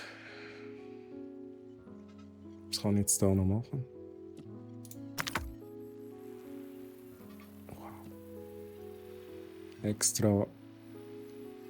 Extraktionsplatz. Also wir müssen zuerst noch extrahieren. Genomfortschritt 26 plus 48. Aha, I get it. Das heisst, wir müssen hier auf 100% kommen, wahrscheinlich, damit wir den Dino können bauen können.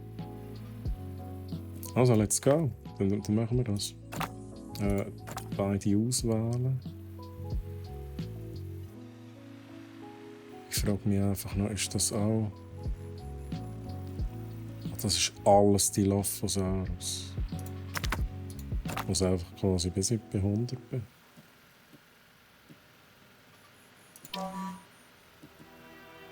Ja, machen wir das einfach mal. 3-mal Forschung, dann musst du dran bleiben. Mal schauen, ob das etwas wird.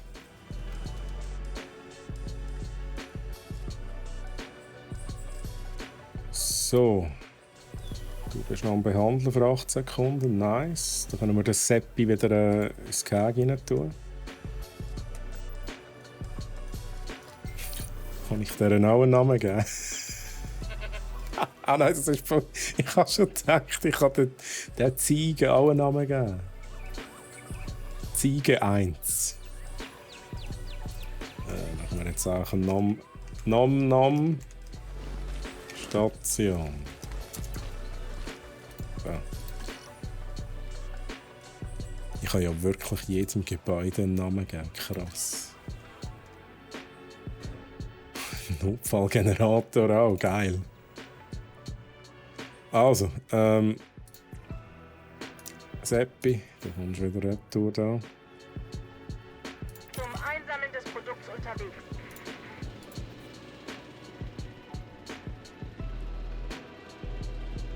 Und ich müsste ja endlich Triceratops machen und ich habe mir den Dilophosaurus geholt, oder?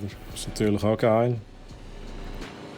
Patnator 1, taugt das Spiel, habe es mir gestern runtergeladen. Ja, Patnator, hallo erstmal. Also, ich finde es sehr geil. Ich bin natürlich auch ein riesen Jurassic Park-Fan und Dino-Fan allgemein. Und ich finde es sehr unterhaltsam. Ich habe jetzt auch bis jetzt noch nicht die ganze Kampagne durch. Ich habe jetzt aber hier die Chaos-Theorie mal angezockt. Hier gibt es auch viele Dinge, die ich in der Kampagne noch nie hatte, wo ich mal rausfinden muss zuerst, wie das funktioniert und so. Aber ja, ich kann's nur empfehlen. Macht Spaß.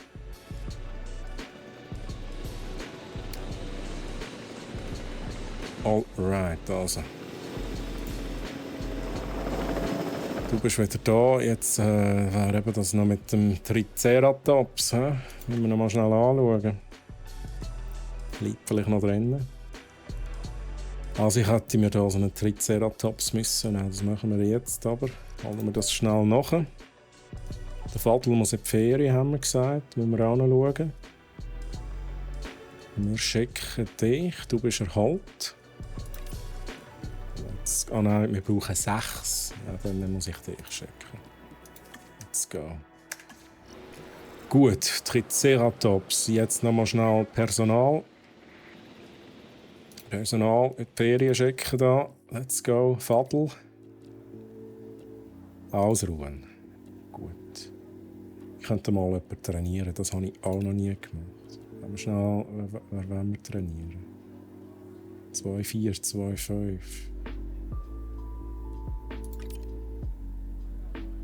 Dich tue ich mal schnell trainieren. Ah, okay, dann kann ich da auswählen, was? Personalverbesserung. Ich muss das zuerst forschen, damit ich sie trainieren kann. Oder wie geht das?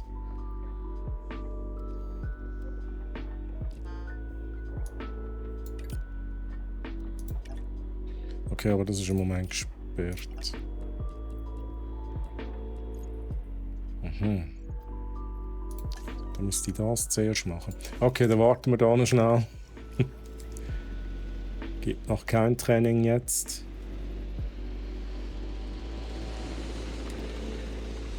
Alright. Wie lange dauert das da?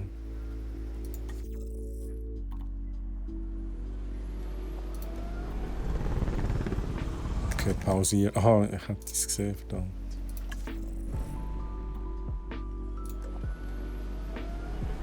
So gesehen ist es nicht, pausiert. Gleich, let's go. Okay, etwa 45 Sekunden.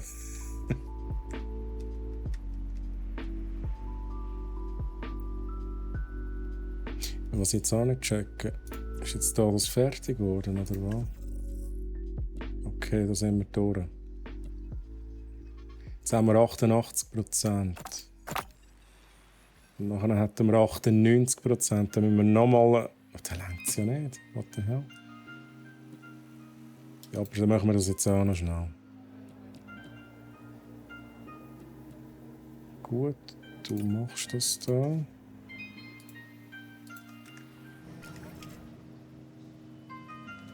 Dann müsst ihr also nochmal Fossilien ausgraben. Für den Dilophosaurus.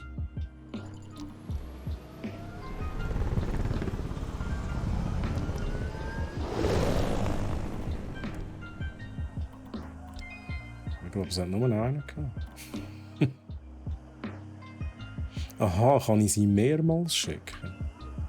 Das könnte auch noch sein. Hm? Macht Sinn. Alright. Schnell warten. Nochmal schnell schauen, was können wir noch machen. Dann nochmal schnell Dekos anschauen. Ich gehe schnell zu dem Gebäude, wo hier Besucher ankommen.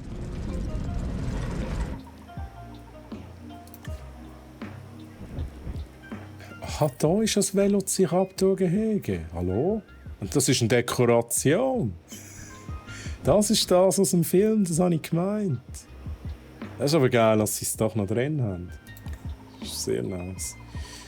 Also ich finde, am Anfang, das muss da starten mit so etwas. Das habe ich letztes Mal schon gemacht. Da kommst du an, da ist mal zuerst einen schönen Brunnen und so. Darum machen wir das jetzt.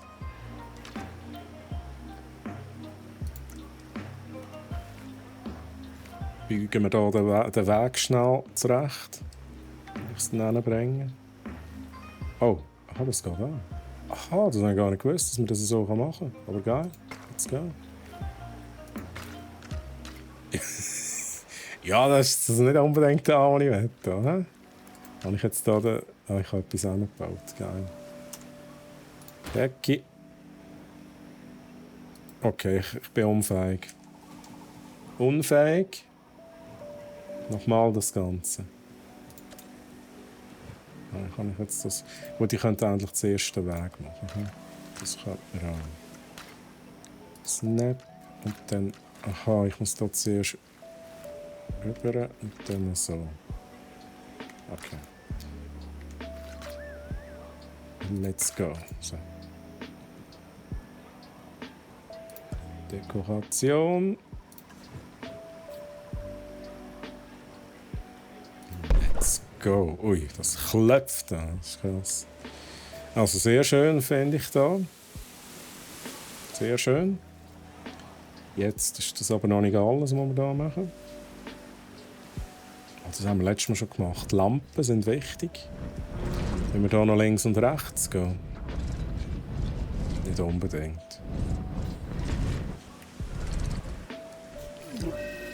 Ja, was? Stress! Stress! Pausieren, ich will die Lampen bauen. Lampen. So.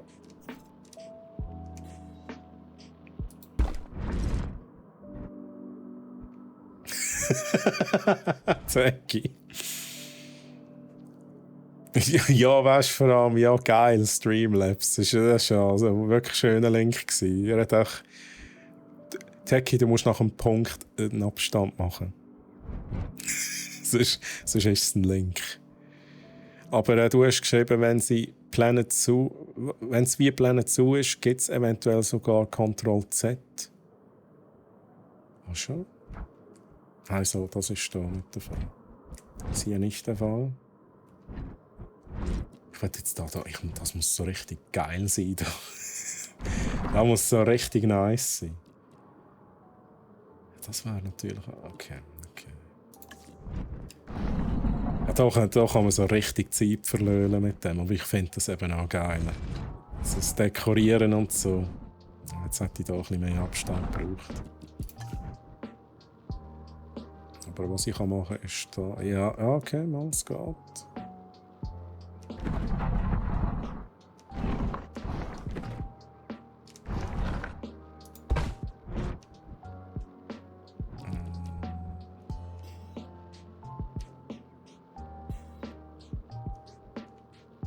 Ich liebe das so Zeug.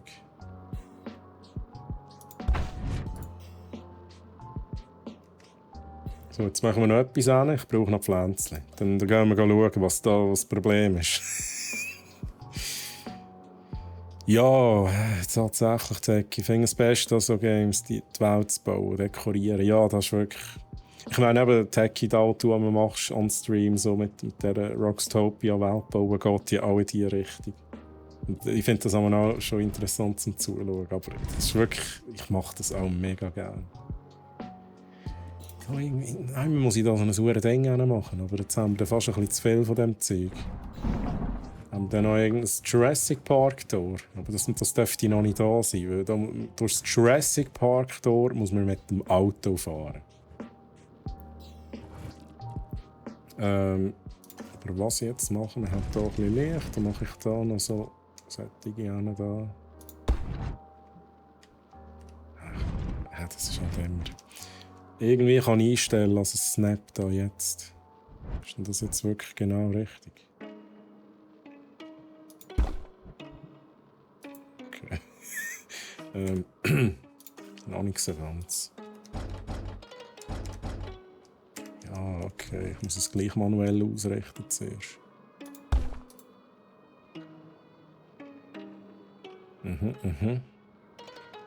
Ja, ich hoffe es.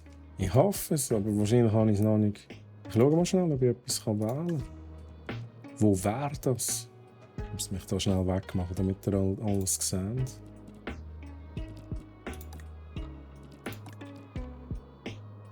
Also da müssen wir ja jetzt da noch nicht haben, das ist dann wirklich okay gewesen. Ja, aber die Autos auf Schienen muss es ja schon geben. Verdammt, aber wo? Gäste. Attraktionen, ja, das sind auch Gebäude. Es müsste wahrscheinlich unterwegs sein. Aber da kann ich nicht anders auswählen. Ich glaube schon, dass es das gibt, Hecki. Es wäre enttäuschend, wenn es das nicht gibt. Jetzt machen wir hier noch schnell ein bisschen Grünzeug hin. Ja, ja, ist ein bisschen grosser Baumspiel. He? Oh, ja, ja. Genau. Schnell überlegen. Ja, das wäre nicht schlecht.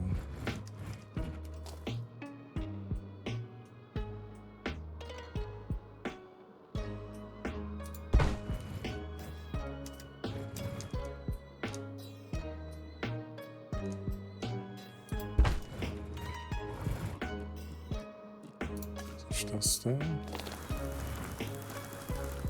Können wir auch noch einen machen. Da. Schön symmetrisch machen da, das Ganze, ist wichtig.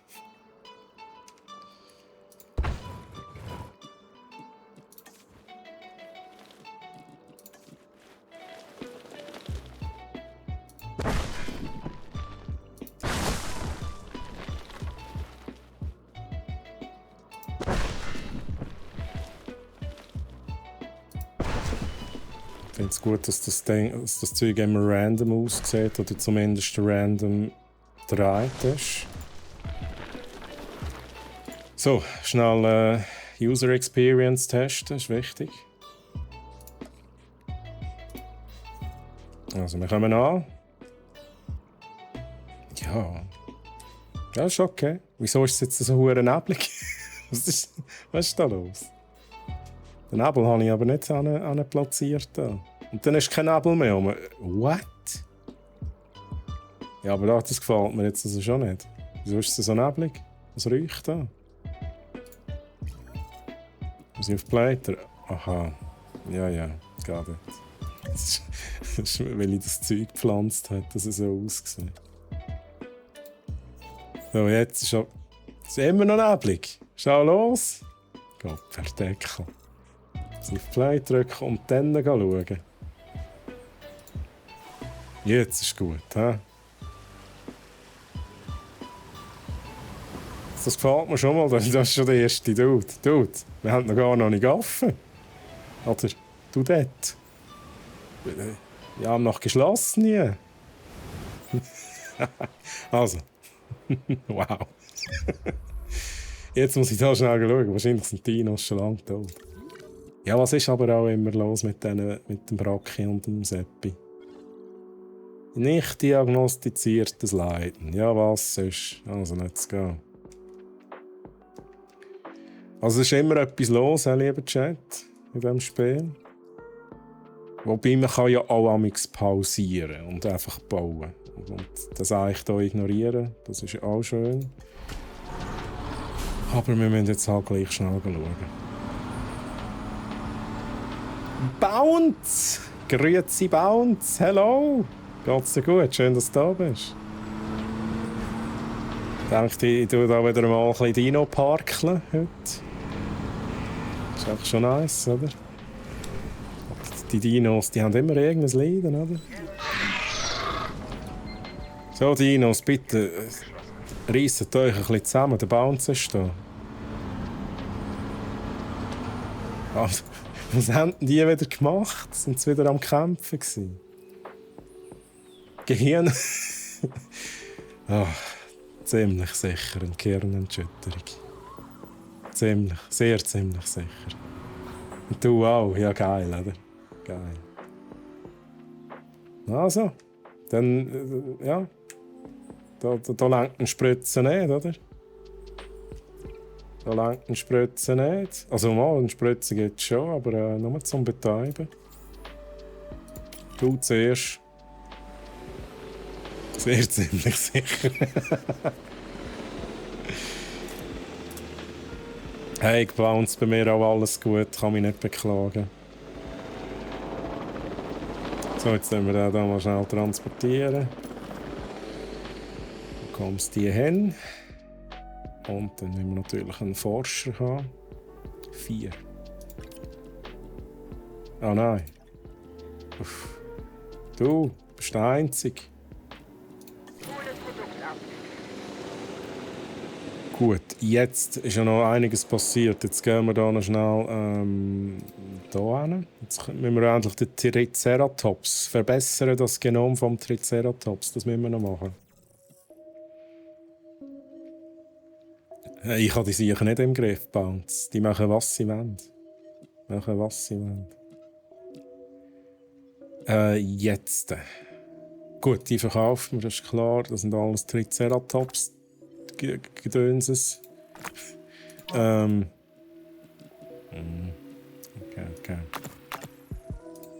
Eins nach dem anderen, aber da kommen wir ja nie auf 100%. Okay, ist aufwendig da, aufwendig. Wir brauchen 3. 3 vom Reagenzgläschen, let's go. Ja, da kann ich schon wieder eine Expedition losschicken. Triceratops. Let's go. 6. Sehr gut.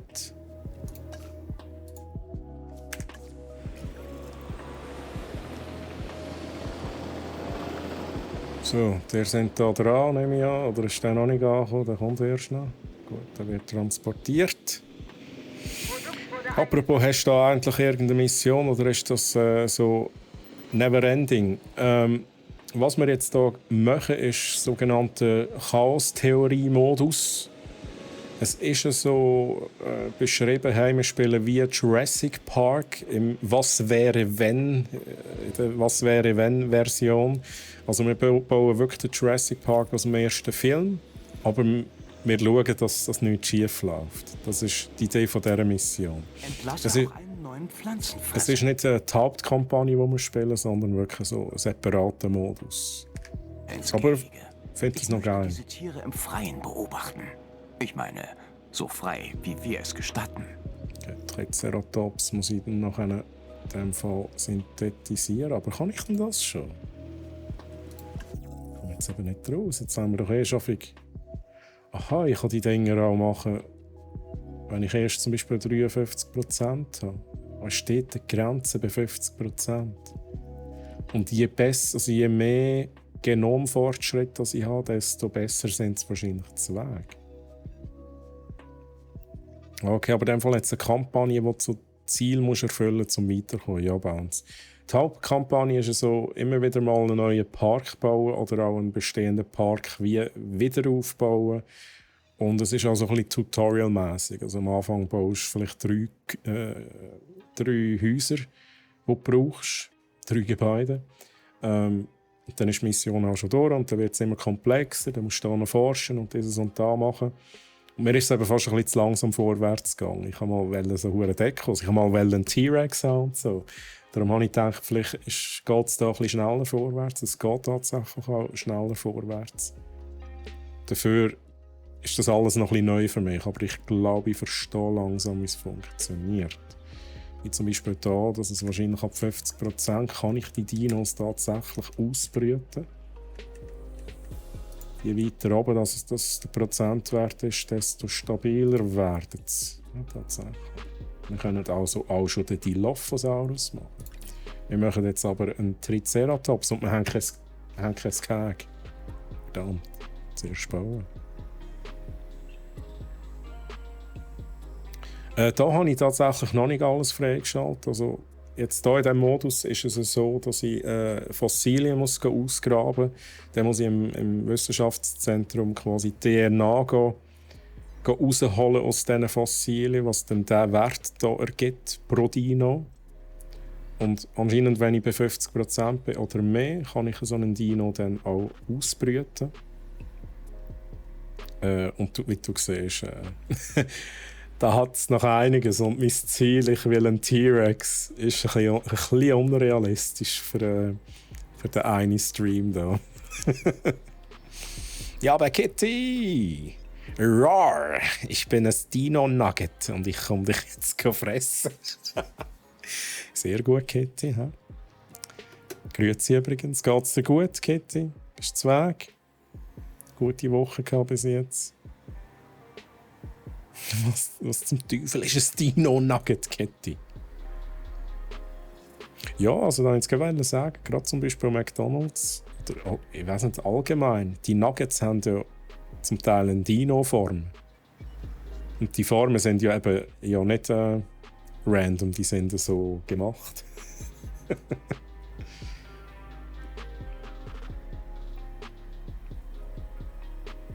Ich bin am Verlaufen, es ist zu heiß, ja, bei mir ist auch warm. Kitty. Same. Ein paar Ventilatoren auf mich gerichtet. Jetzt, was wir schnell machen, es ist ein reines Multitasking, das ich hier machen muss. Der Bracki, der ist in 22 Sekunden geheilt. Dann muss ich den Seppi noch heilen. Dann muss ich schauen, dass die Abverdeckel hier nicht immer Radau machen. Keine Ahnung, wie ich das bei der Komfort, das ist irgendwie so ein bisschen... Gut, der hat auch keinen Komfort, weil er eine Kernentschütterung hat.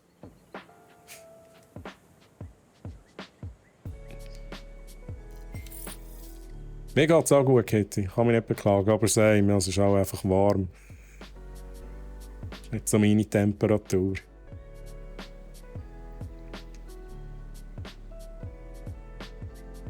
Der Troy, ja! Geil, haben wir auch einen Fenty, der an den Schlepper anwendet. Yes! Yes! Endlich, also ich habe einen kleinen davor, ich kann ihn leider jetzt nicht zeigen. Das ist so ein USB-Fenty, das ist vor mir.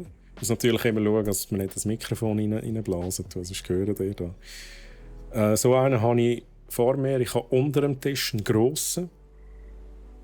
Und unter dem Tisch auf der Seite auch nochmal einen USB-Fenty. Also ich habe da immer Wind bei mir. He? Airflow ist da. Aber ja, Kitty, ein Fenty, der noch die Achseln trocknet. Am besten 2. 2 so kleine, das wäre auch nicht schlecht. He? So, transportieren jetzt da. Sammle Produkt ein. Die huren Velociraptoren machen echt nur ein Problem. Immer nur mit diesen Sachen zu tun. Ich hätte die gar nicht Zellen ausbrüten. Schlechte Idee gewesen. Ja, der suitet. Grüezi. Bei ihm war ich gestern noch. Streamet auch. Ich mache jetzt hier schnell ein bisschen Werbung. Suitet, wie geht's dir? Hello? Geht's dir gut? Ja, Blasen am Mikro macht Geräusch. Deswegen tue ich mich immer muten. Kitty, das ist Family-Friendly da, hä? Family-Friendly. So, ich sage nichts dazu, hä? Jeder kann es so verstehen, wie er will. Ja, weil jeder steht dazu, was er... Okay, da geht nicht auf. Produktzustellung bestätigt. Also, Bracki, jetzt chillen. Du hast Kleisig auch. Jetzt holen wir nämlich den Seppi noch. Seppi, let's go. Nein, nicht einfangen, Team, wo ist es? So, Seppi, Transport. Was ist jetzt los? Aha, what? Okay. Das geht ja gar nicht. Was ist los? Oh, what? Aha. Nein! No! What are you doing? Nein, ich muss ihn natürlich jetzt erst betreiben. Das war es. Das, logisch kann ich ihn nicht einfach transportieren. Also, let's go betreiben, Ranger-Team, reparieren. Gut. Hei. Hast doch gedacht, kommt mir bekannt vor. Ja, stimmt, du siehst auch, als ich den Troy bin. Nein, Ja, ich bin der Troy, der gestern bei dir war. Geiler Sieg, geht mir gut her. Mir geht es auch gut zu, das kann mich nicht beklagen. Alles gut, ein bisschen warm hier. Ich rede eigentlich von den Fantis. By the way, auf brack.ch kann man auch Fantis kaufen. Lieber Chat, Kitty Seitz, gibt es bei uns auch?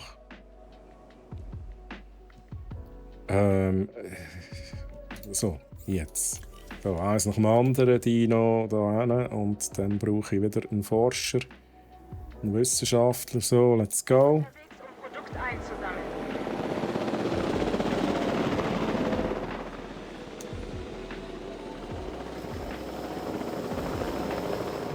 Und Suten, ich finde es also schon geil, dass du auch so ein Nerd bist, so ein Film-Nerd. Und du so viele Filmzitate kennst. Richtig gut, richtig gut.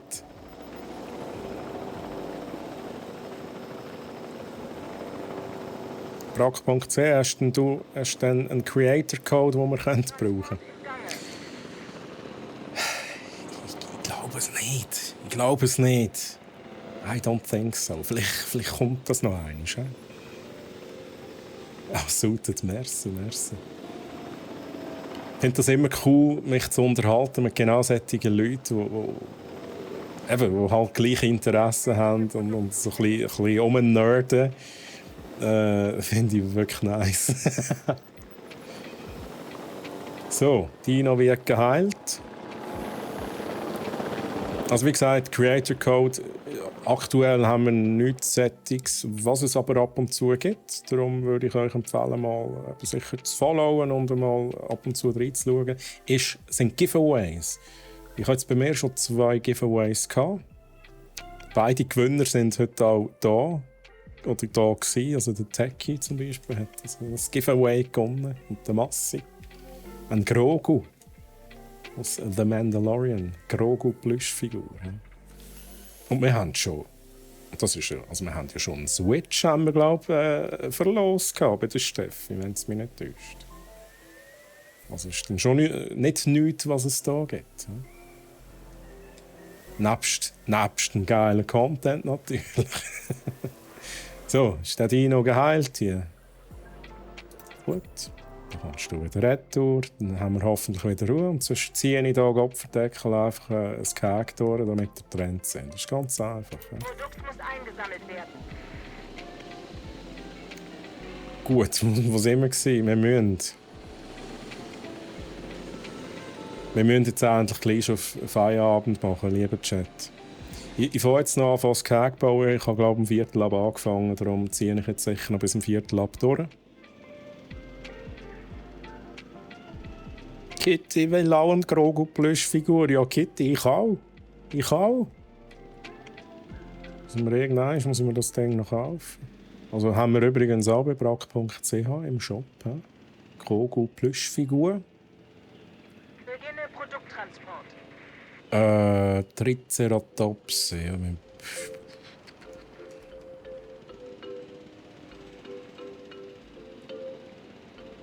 Ja, ich muss da entweder Tennis bestehen dagegen, aber das macht nicht viel Sinn. Ich mache einfach da. Ich mache einfach ein zweites. So ähnlich wie da. Wie viel sind das? 1, 2. Stellung wurde abgeschlossen. 2 Tore. Ja, schon wieder. Was ist los? Gut, gehen raus. Gehen weg. Es ist gefährlich hier. Dann mache ich da hin. Ist eigentlich egal, wenn wir hier ein bisschen ins Wasser reinkommen. Das können wir so machen. Ich muss aber hier ein bisschen Abstand haben. Okay, ich muss hier schnell vor allem das noch haben. Was versperrt?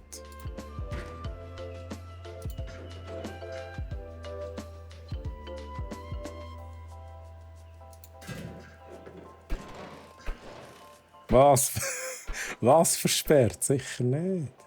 Das steht ja da hinten.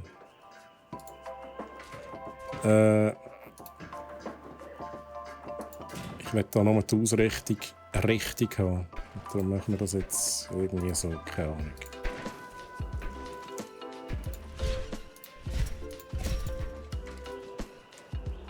Ja, das stimmt da hinten und vorne nicht. Das stimmt nicht.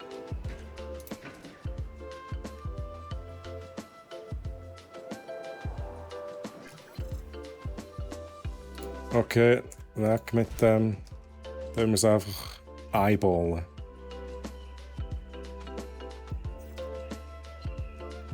Also wenn sucht habe ich einen Lieblingsdino? Ja, das ist eine gute Frage. Also ganz sicher, ich meine der T-Rex. Der T-Rex ist einfach immer noch der geilste Dino, aber die Raptoren sind, sie nerven mich ein bisschen da. Der Seppi und der Brocchi, die sind da ein bisschen aggressiv. Jetzt ist er schon wieder verletzt.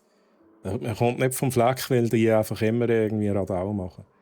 Aber Velociraptoren, ja. Habe ich sonst einen Lieblingsdino? Schwierig zu sagen. Ich glaube, ich bin wirklich auch der T-Rex. Ich bin der T-Rex-Fan. Sind wir verletzt? T-Rex, Trirex. Ja, Massi, wie läuft's? Ja, du siehst da, wegen denen komme ich nicht vom Fleck. Ich müsste wahrscheinlich auch das Spiel pausieren, während ich hier umbaue. Das ist wahrscheinlich auch ein kleines Problem. Aber wieso? Du, der Brocchi ist auch böse. Wieso bist du denn so böse? Wieso bist du so aggressiv? Und dann... Also, dann mache ich halt das schon. No Google Stop. Ich will nicht mit dir reden jetzt. He? Machen wir nochmal schnell Statusprüfung. Ich habe das Gefühl, die Hälfte von dem Stream heute ist Raptoren operieren gsi, Spritzen geben und transportieren.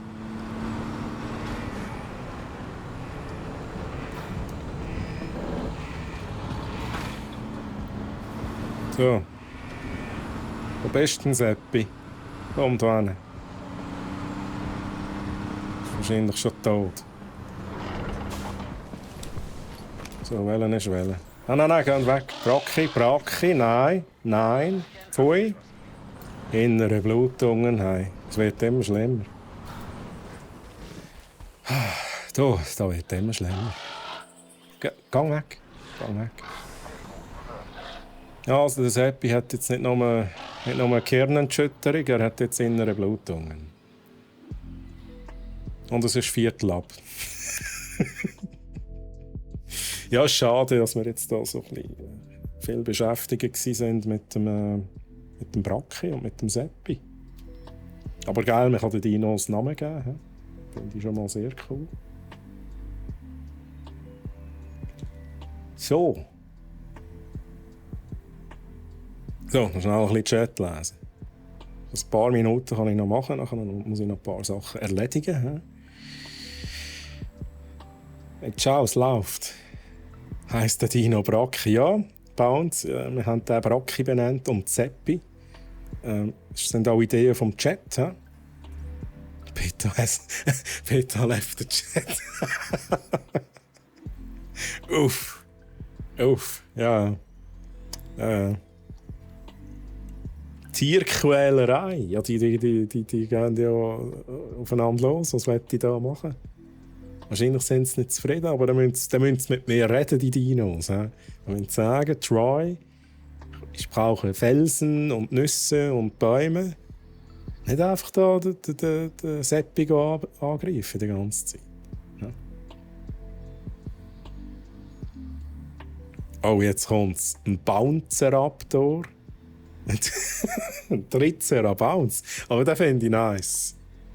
Der Triceratops. Also wenn ich da wieder mal streame, das Game, werde ich wahrscheinlich irgendwann wieder einbauen. Dann gibt es einen Triceratops, das verspreche ich dir. Und der Bounciosaurus, das ist auch nicht schlecht. Bounce ist ein Huhn. Der Bounce ist ein Huhn, das ist ein Dino-Bounce. Fun Fact: Vögel sind Nachkommen von Dinosauriern. He? Also das Huhn ist so gesehen eigentlich ein Nachkomme von den Dinos. Es ist, wie du gesagt hast, musst du ihnen nämlich sagen, du hast Kleisi, gell? Du hast Kleisi.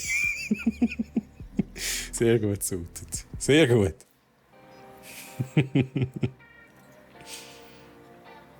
Oder wenn halt da der Raptor wieder mal meint, ziemlich sicher eine Gehirnerschütterung. Ziemlich sicher. Sehr ziemlich sicher. Huhn gleich Dino. Du bist ein bisschen Wachtel.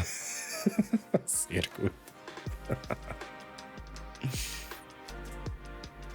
Also, lieber Chat, mir gefällt das Spiel wirklich mega gut. Ich finde es sehr entspannend. Wie auch vorhin der Techie gesagt hat, also die Art von Spiel, wo man halt so ein bisschen bauen kann, ein bisschen Deko, ein bisschen schön machen.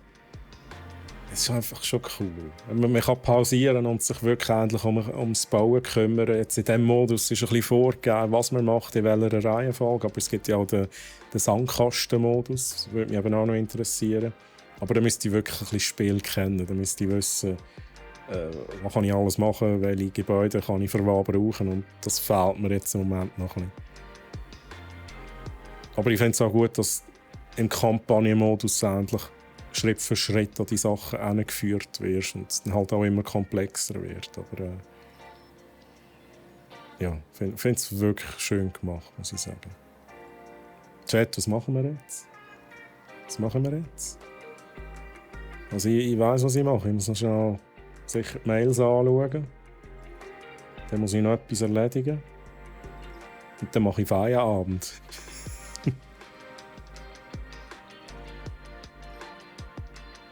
Wenn Dinos Mental Health Support brauchen, besuchen sie dann einen ein Theraptorist. Wow, Kitty, wow. Okay. Ein Theraptorist. Nice. Nice. Trau, du kannst uns nicht allein lassen. Ja, aber Sautet. Ich weiss, dass ich das nicht kann, aber gewisse Sachen müssen halt manchmal schon sein. Ihr arbeitet da, Sautet, du schaffst da. Das ist wie im Film übrigens. Wie im Film Jurassic Park. Ja? Er hat uns alleine gelassen. Genau so, ich stelle mir gerade den Sautet vor. In dem Auto, es regnet, der T-Rex ist da und schreit, er hat uns alleine gelassen. Bounce, du streamen. Du kannst mich ein bisschen unterhalten. Ja, komm, Bounce, schalt schnell den Stream ein. Du übernimmst ab da. Oh mein Gott, was ist geschehen? Jurassic Park ist einfach auch, eben, wie gesagt, habe ich jetzt schon ein paar Mal gesagt, ist einfach genial. Und auch viele Szenen, wo wir geblieben sind. Kenne ich aus Jurassic Park noch? Also einige, also sicher legendär Life A Finds a Way vom Jeff Goldblum oder Dr. Ian Malcolm. Also vor allem mit dem Life A Finds a Way. Das ist wichtig, dass man das A auch noch sagt. Oder im Deutschen, was ist mir dort noch geblieben? Ich weiß nicht aus welchem Grund, aber er sagt eigentlich, ist ja dort auch bei dieser T-Rex-Szene, wo der Anwalt flüchtet, auf die Toilette flüchtet. Und der Jeff Goldblum sagt dann so, wenn man muss, dann muss man. Ich glaube, irgendwie so etwas ist mir auch noch irgendwie geblieben. Jetzt bin ich wieder bei den Filmzitaten. Sautet, Gott verdeckel.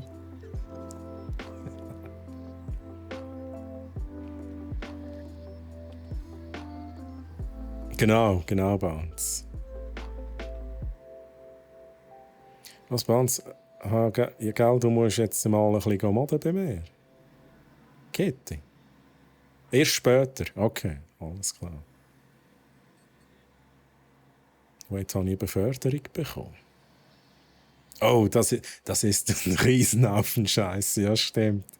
Was der riesen Haufen haben und irgendwie eben untersuchen, was ja was eben Dinos vergiftet hat oder vor allem den Triceratops gefressen hat, der ihm nicht so gut da hat. True. Das ist natürlich auch eine legendäre Szene. Und das ist kurz bevor ja der Sturm auch kommt. Dann fängt es an zu winden und dann gehen sie ja wieder und dann geht die Post ab nachher. Ich glaube, ich schaue jetzt ein bisschen Jurassic Park. Ja, ich hatte eben auch gerade Lust. Und Kila, die vorhin da war, nein, sie ist jetzt am Nachhilfe gegeben. Sie ist sich nicht sicher gewesen, ob sie überhaupt irgendeinen Film mal komplex gesehen hat. Und dann habe ich auch gesagt, schau zumindest Jurassic Park, das Original. Und das ist einfach schon den muss man gesehen haben, finde ich. Hey Troy, you're not gonna put this on me, gell? Sautet. Ist gut. Ich bin selber geschuld. Selber geschuld. Aber du verlockst mit dem Held eben schon zu so Sachen. He? Jetzt sind wir plötzlich wieder in den Filmzitat drin. Geil ist doch der kleine Wichser-Dino, der seinen Kragen so kann wie ein Regenschirm aufspannen kann. Der Dilophosaurus ist das. Genau, den haben wir ja vorhin ausbrüten gehabt. Und im Film, ich bin mir eben nicht sicher, ob man sich sicher ist, dass der so einen Schirm hatte. Das wow. Sehr gut imitiert. Und man ist sich, glaube ich, auch nicht sicher, ob er wirklich gespuckt hat. Er spuckt ja die lähmende Flüssigkeit. Die dickflüssige, schwarze Flüssigkeit. Und ich glaube eben, sicher da mit dieser Flüssigkeit war ein bisschen erfunden bei Jurassic Park. Das ist natürlich ein cooles Element, das man einbauen kann. Oder dann wird es noch ein bisschen bedrohlicher, das Ganze. Aber ich meinte eben auch, sie sind sich nicht sicher, ob er wirklich den Schirm hatte. Es gibt ja so eine Echse, wo das hat. Ich glaube, es war so ein bisschen quasi von dieser kopiert und dann eingebaut. Irgendwie so. Und dann der andere ankodert. Ja, genau das. Dort habe ich als Kind in die Hose geschissen vor Angst. Ich glaube, ich war ja auch noch klein, als ich den im Kino schauen mit den Eltern zusammen. Ich glaube, ich hatte nie Angst. Ich war einfach nur hin und weg. Ich habe nur gedacht, oh mein Gott, Dinos, und sie sind echt.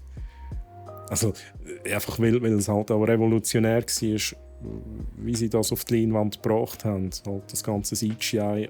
Und es war vor allem eben nicht nur CGI, es war ein Mix. Und es hat auch so dermassen echt gewirkt. Und ich war einfach hin und weg von dem Zeug, das ich dort gesehen habe. Ich habe wirklich nie Angst gehabt.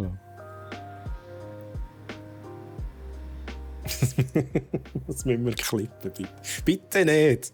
Oh mein Gott! Okay. Ja, ist halt so echsenmässig. Gibt dort ja auch solche, die speuzen. Ja, ja, ich glaube es. Ah, das stimmt, Bounce, das stimmt. Eine Echse, die Blut aus den Augen spritzt. Als ich das habe ich auch irgendwann gesehen, in einem Dokumentarfilm oder Serie, I don't know.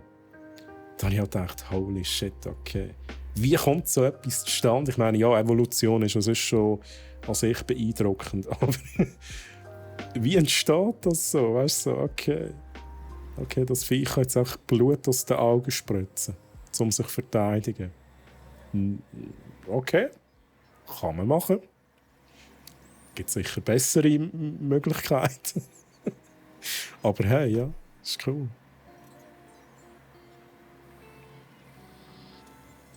Sind wir ehrlich, Filmzitate passen doch überall sautet. Das finde ich auch. Ich sage immer wieder, ich rede fließend Filmzitat. Ich bin auch wirklich jemand, mir kommen, also ich sage es dir nicht immer, weil es ist ja je nach Leuten, die du um dich herum hast, versteht niemand, was du sagst dann, oder versteht niemand die Anspielung. Aber ich denke immer irgendwie an welche Filmzitate in gewissen Momenten. Und wenn ich dann eben so ein bisschen Leute um mich herum habe, wo ich weiss, das sind auch ein bisschen Filmnerds, dann sage ich es dann eben amix.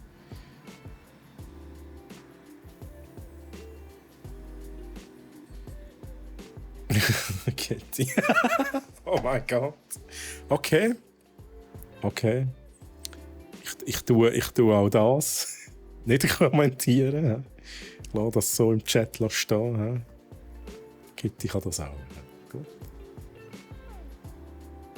Der Bounce kann das auch. Oder ist das nicht auf da bezogen?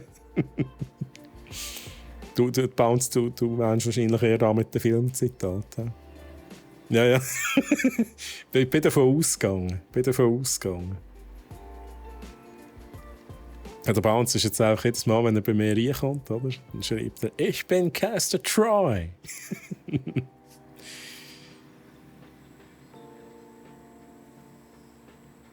So, lieber Chat, es ist soweit. Jetzt habe ich doch ein bisschen überzogen. Es war schön, hat Spass gemacht mit euch. Aber ich muss jetzt echt noch ein paar Sachen erledigen. Jetzt muss ich schnell schauen. Wann ist denn hier der nächste Stream? Ich habe mich nicht vorbereitet. Ich muss schnell da den Streamplan anschauen. Was haben wir hier? Ja.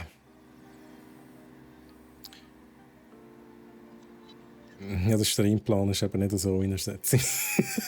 Also, ich sage es mal so. Weiter geht's hier auf unserem brack.ch-Channel. Wahrscheinlich morgen. Mit Klemmbausteinen. Also, das wäre das Standardprogramm, das wöchentliche. Am Donnerstag am 11. Uhr wäre Klemmbausteine mit dem Cyril. Am Freitag wäre endlich mit dem Blake. Um 14 Uhr, aber ich weiss, bin mir nicht sicher. Ich glaube, er streamt die Woche. Ich glaube, wenn es mich nicht täuscht, gibt es This War of Mine, wenn ich das richtig im Kopf habe. Vielleicht stimmt auch der Game-Titel nicht ganz. Aber ich meinte, das gibt es am Freitag mit dem Blake. Und nächste Woche geht es ganz normal weiter. Mich gibt es nächste Woche wieder am Mittwoch um 15 Uhr, wie immer. Und wenn ihr mich vorher schon wieder sehen wollt, noch schnell hier einblenden. Ihr findet mich auch auf twitch.tv/treuhammeren jeden Samstag um 19 Uhr. Wir fangen den Samstag an mit The Last of Us Part 2, nachdem wir The Last of Us 1 gespielt haben plus DLC. Mega geiles Spiel übrigens. Genau, das ist alles. Lieber Chat, ich danke euch vielmals, dass ihr dabei seid. Mega cool, hat mega Spass gemacht. Würde mich freuen, euch wieder zu sehen, euch wieder zu lesen. Und ich wünsche euch eine ganz schöne Restwoche. Kommst du auch noch früh? Kommst du auch noch früh? Auf jeden Fall, ja, lieber Chat, schönen Abend noch, schöne Restwoche. Bye bye, bis zum nächsten Mal. Ade miteinander.